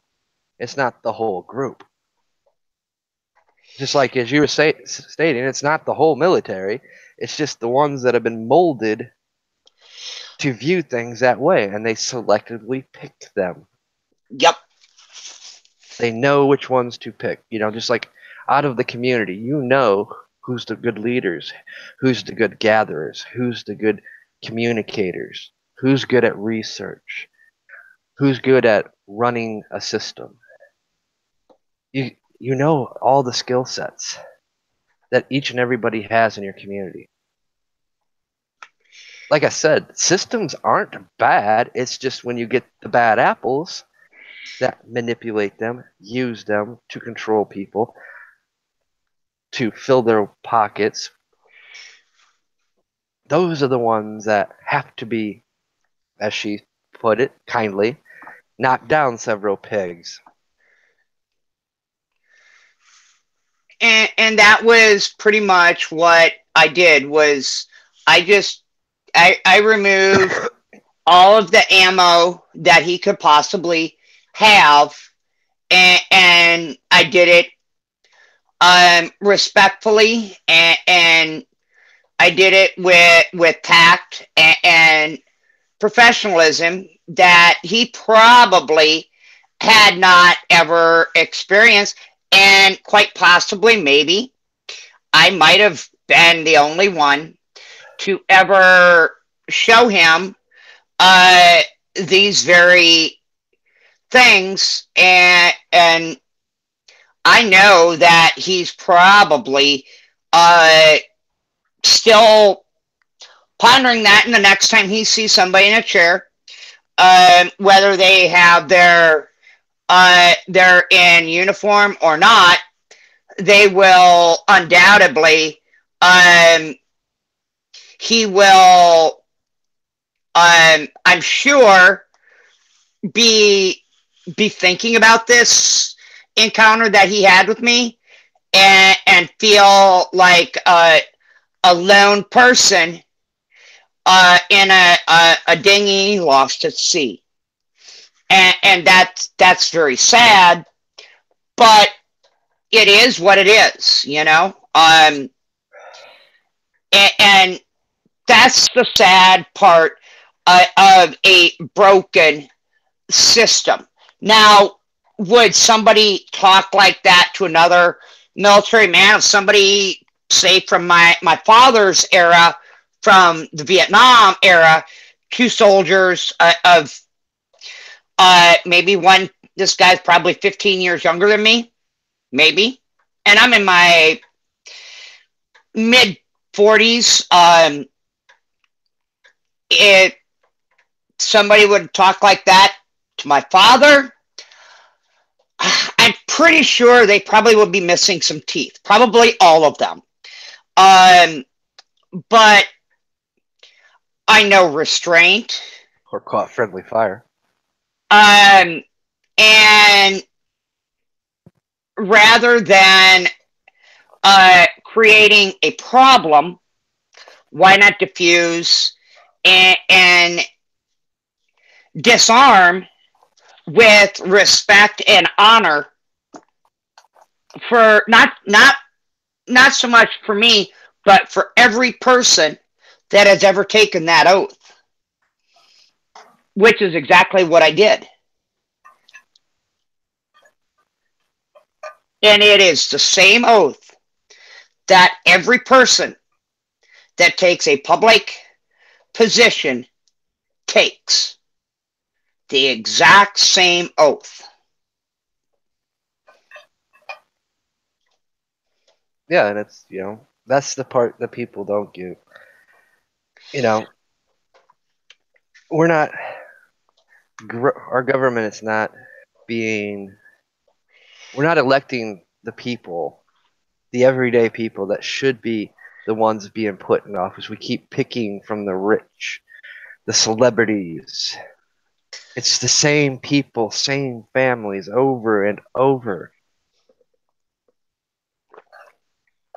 That's what leads to the corruption, the greed. That's the lessons that Rome has taught us. That's the lessons that every fallen empire or country has shown us. It's the intake of the corruption, the greed, the power. Because power does corrupt. Ultimate power does. Because don't ever take it lightly. People that are in power, they have decisions, they have choices that affect hundreds of thousands of people, millions of people. And with that comes a cost. That's why my forefather got it wrong. We should have had limits on our congressmen. Agreed. Yes, I'm speaking about my forefather who signed the Declaration of Independence, who helped write the laws in the Constitution. But We also have to look at the history. Back then, there was only 13 states. They didn't have all the politicians that we have today. You know, big government equals big corruption. Even small government will equal some corruption.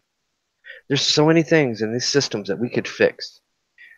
Stop lobbyists, stop pork belly spending.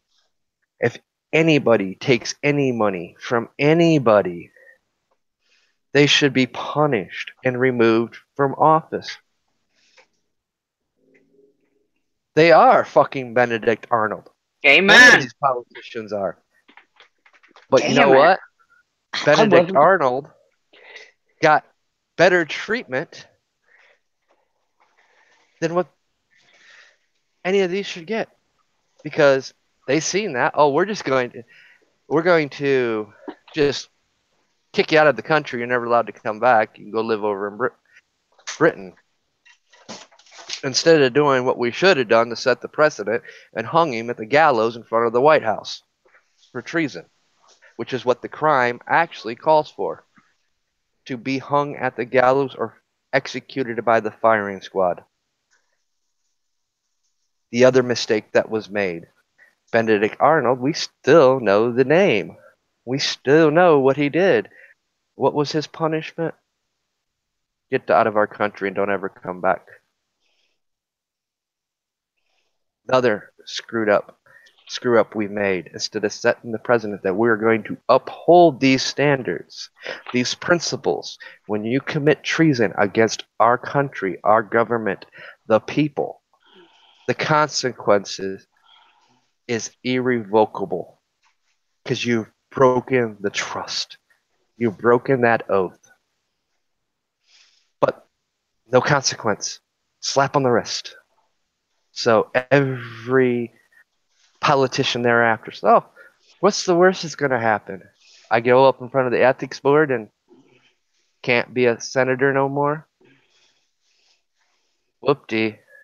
No. Charge them correctly. Charge them for treason. All right, you went down this rabbit hole. I'm going to step through that rabbit hole, and I'm going to pull you through the other side. I'm not sure if this one fits the opening part of this series, but since you opened this rabbit hole, I'm going to step in. Go ahead. What about all of these whistleblowers that worked in various places and then fled to other countries and then sold certain information? And I'm not going to go name dropping here, but you know who I'm talking about because we've had discussions in the back room about this at a few different times through the last few months. What about some of these major whistleblowers that have fled the country and have not come back yet for fear of being charged, or one person who went rogue and committed acts, spent a few months behind bars and got out with virtually no real hardcore punishments and virtually got away scot-free, unharmed. Since you wanted to go down this road, I'm going to take you there. Well, it's simple. You know, it is a broken system because the whistleblowers, there are checks and balances. But when you go to another country and you sell the information, you've committed treason. You're no better than Benedict Arnold. The system needs to be fixed to protect the whistleblower so they don't have to flee this country.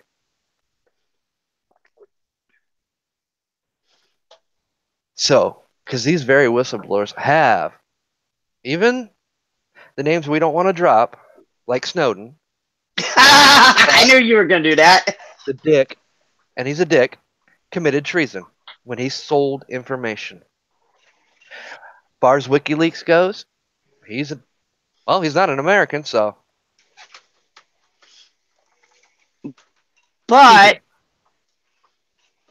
he has committed a crime by selling information.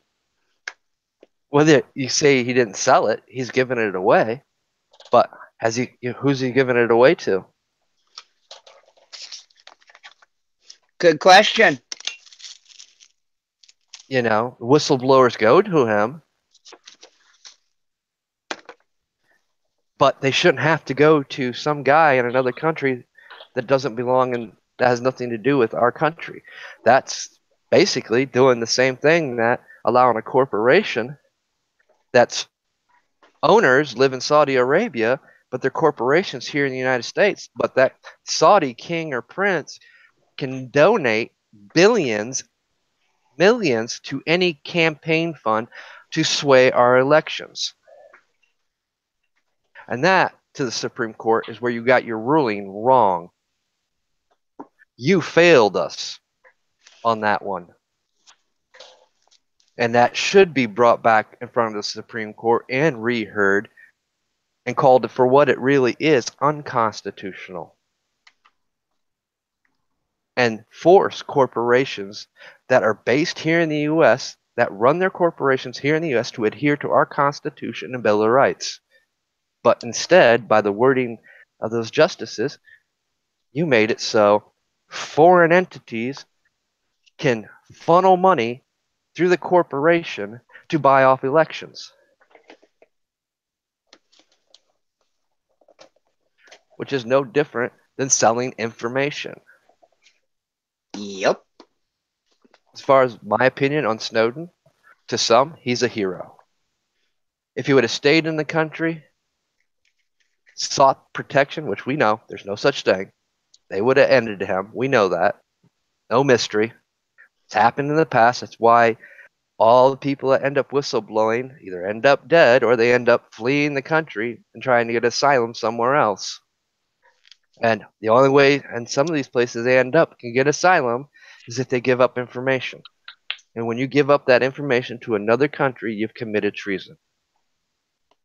Plain, simple, black and white. And you should be brought back here and be charged for treason. And that's why I say, executed because you did try to do what's right, but you had to run. The system needs fixed. We need to protect whistleblowers so they don't flee, so they don't do something stupid and commit treason. That's why I don't encourage whistleblowers to flee the country.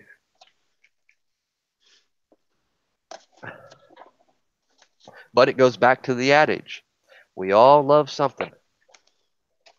And that's the first thing they're going to come after. as soon as you speak up, if you speak up in the wrong light, they're going to give you the ultimatum: run or shut up. Just like they gave Gab the ultimatum: delete the tweet, delete the post, kick the dude off, or in 48 hours we'll terminate you from using our servers because you violated our terms of service. And they caved.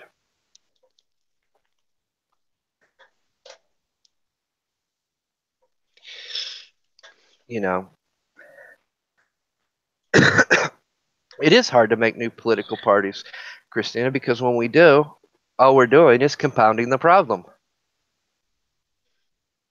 We shouldn't be voting on any political party.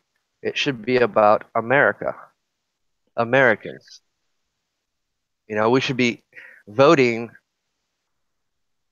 an American into office not by a label, but because they want to take that oath, honor that oath, protect that oath, and protect our rights and liberties and our freedoms. They want to fix these broken systems.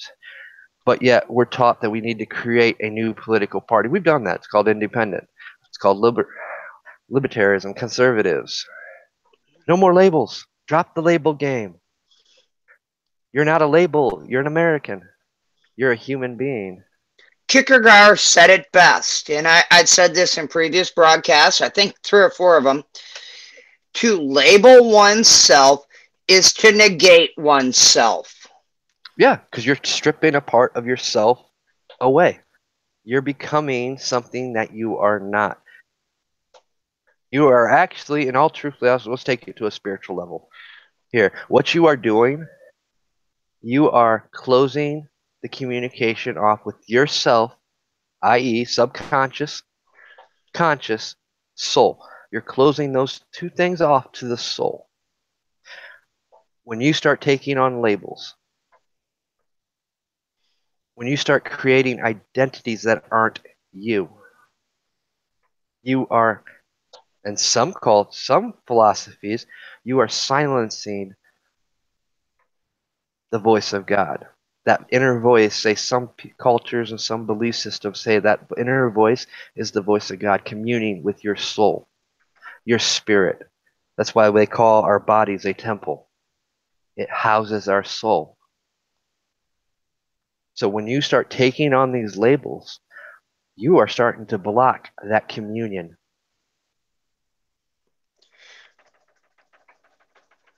Agreed. That's some of the reason why they create the caste system and the illusionary of it, because they want you to block. Because when you start blocking these things, adhering to these labels, you start questioning the very label. Why? Because you've been indoctrinated. This is the right way. This is the only way. Then something happens to make you question. So they need to create a new event to bring you back in line, or shift the paradigm to something with a different label, but still meaning the same thing.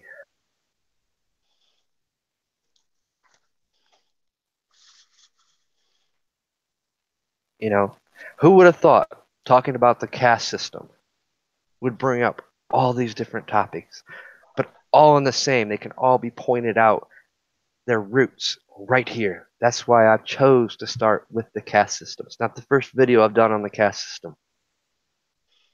It's just something that decided to go more in detail, connect the dots, make you question the very concept of everything you think you know, thought you knew.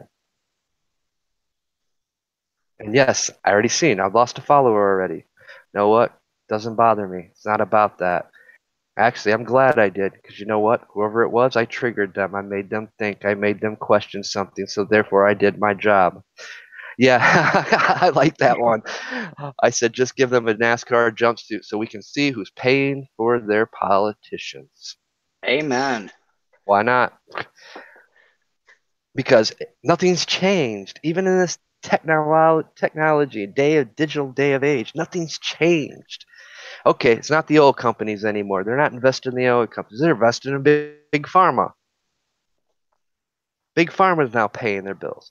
Oh, wait, we have a bunch that are actually more invested to the UN, want the UN philosophy and ideology, and want to replace our system with that philosophy and ideology, and they're not going to stop until they cause chaos, pandemonium, civil unrest. Guess what? Those very politicians that are trying to do that right now, trying to undermine our very form of government, have committed treason. Once they violate that oath that they have taken, once they violate the Constitution, technically they've committed treason. Screw assault charges. Maxine Waters should be brought up on treason. I would agree.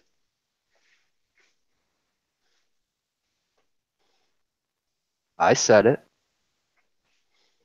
Didn't hear nobody else say it. Because the way it's supposed to be. We have the laws in place. Because here's the irony of this: Maxine Waters cannot be charged with assault charges.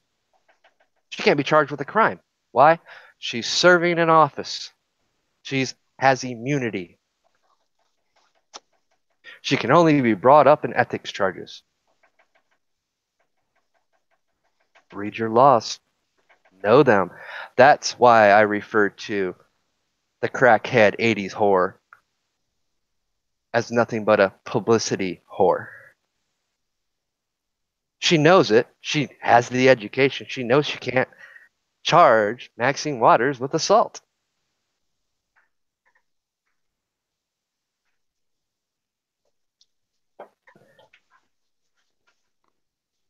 And that's that's part of the problem with so many of these that goad their people into to various acts. They bring these situations upon themselves, and then when things happen and they retaliate, they know that they can do so with, and even if the ethics commission does, even if they slap them sternly, chances of them losing their post is very remote at best. I can't remember who the last one, I can't remember his name. But the last person that I remember, and there might have been somebody else after him, but the last person I remember where they actually did the ethics and charged him with ethics violation, he was allowed to finish out his term and retire gracefully. What's the point? And I think he was in the last What's the last 6 months of his term, and had already announced his retirement. Mm-hmm. So that's why they did that. That's not punishment for what he did. He violated the ethics, which therefore he violated the office of trust. He violated the oaths he took. There shouldn't have been a slap on the wrist. That's the problem. That is one of the biggest problems in this caste system. The top of the pyramid don't get punished the way they should. They think and live by a double standard when the laws apply to even them. There should be no immunity for anything they do, even while in office. If you commit a crime, you break the law, you are just as guilty, and actually you should be held more accountable because you breached an office of trust than the everyday citizen.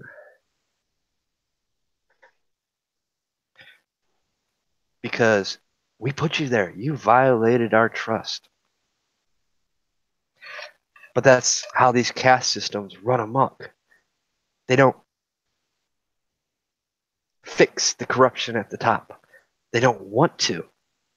Because, in a sense, some way, some form, everybody's committed a violation.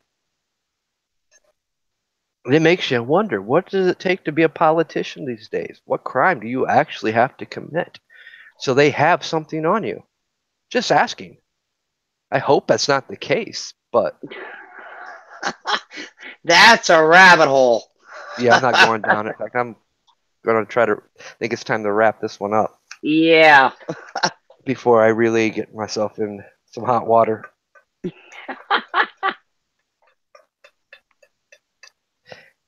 You know, it goes back to every system. This is where you can trace the root to. Trace the root clear back to the caste system, and the caste system, we just start calling it by different labels instead of calling it for what it still is, the caste system. You know, there's a danger of creating new words, new labels that people don't understand. They don't get it. They don't have that teaching, because if they had that, because they're taught that teaching is evil, bad, so they don't see it. They're not. They don't have that awareness when they do see it happening to call it out for what it is. They don't know how to protect themselves from it. And those that try to help them, try to show them, try to tell them, they get labeled evil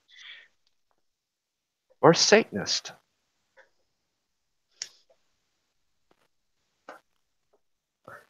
See, once more, back into the system of control,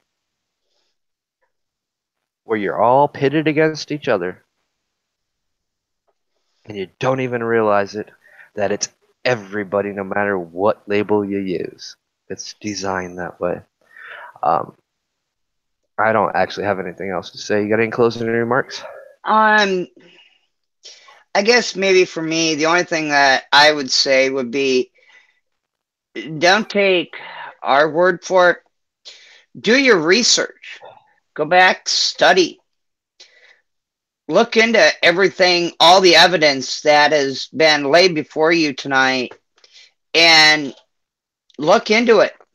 Look at the pyramid schemes. Look at all these empires that have come, gone, and went by the wayside for centuries upon centuries, and see what led to their each individual demise.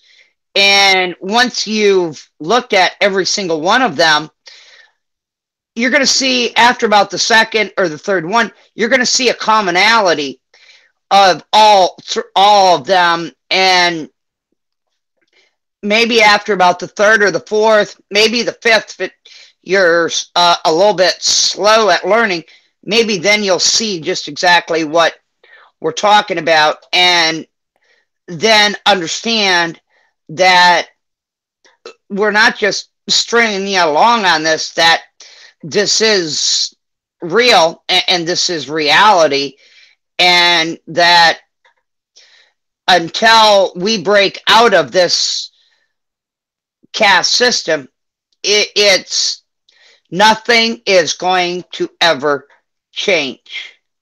And that's the scariest thing is what comes after that. Oh no, that's not the scariest thing. The debate that comes after this of how to bring about change can be the scary thing. Yeah, because you're going to have complete lawlessness, anarchy, which is exactly what we don't want. But have we passed the point of no return? That's something I can't answer for any of you. That's something you have to answer for yourself. Where do you draw that thin red line?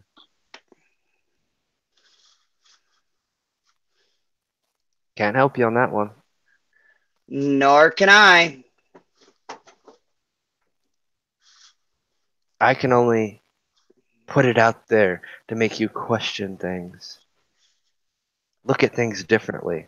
Quit judging people by what you might think that their channel's about. In fact, I mean, I've made it clear I can't stand a few people, but I listen to them.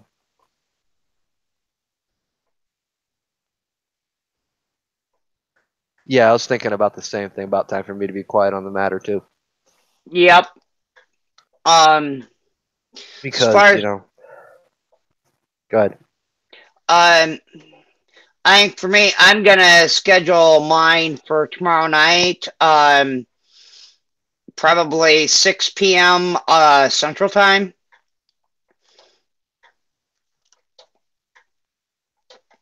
Because I didn't realize how late it was actually getting. Yeah, it's me. Mister, I can't do something short, like an hour and 30 minutes or 2 hours. And put the two of us together, you're guaranteed to nearly 3 hours. We're pushing the 2.5 mark. That's why I'm trying to end it. Ready to end it. All right. Well, for me, thank you all for tuning in. Peace, love, light. Remember, take time to love yourself, love your family, love your neighbors. Spread the love and knowledge throughout your community. And try to educate people. You know, it's the biggest things. Try to educate people. Hope you all have a beautiful night. Like I said, I'll probably be going in as long as I'm at the computer. I'll go ahead and schedule for tomorrow night, 6 p.m. Uh, Central Time for y'all. And I'll shut up on that note. You guys all enjoy your weekend, upcoming weekend. I know we still got two more days for those that actually work. Think about things, question. Don't be afraid to question things. Question everything I said. You might find things you don't agree with. Question why you don't agree with me. Because you shouldn't always agree with me. We should be able to come here in the chat room and talk about these very things that we don't agree on. Because somewhere you've experienced something that's led you to see it that way. Somewhere I've experienced something in life that's led me to the philosophies and ideas and beliefs I have today. Then start sharing those things. Doesn't matter if you're right or wrong. What matters is the fact you're questioning things. You're making people think and question, and that is our jobs, to make people think and question. You guys all have a good night. I will catch you in the next one. And the next one, it's going to be I'm going to do the legal system next because that's just the next hot button one that I've been dying to talk about. So the next broken system will be the legal system, and I think you guys can imagine where that's going to go. Catch you guys on the next one.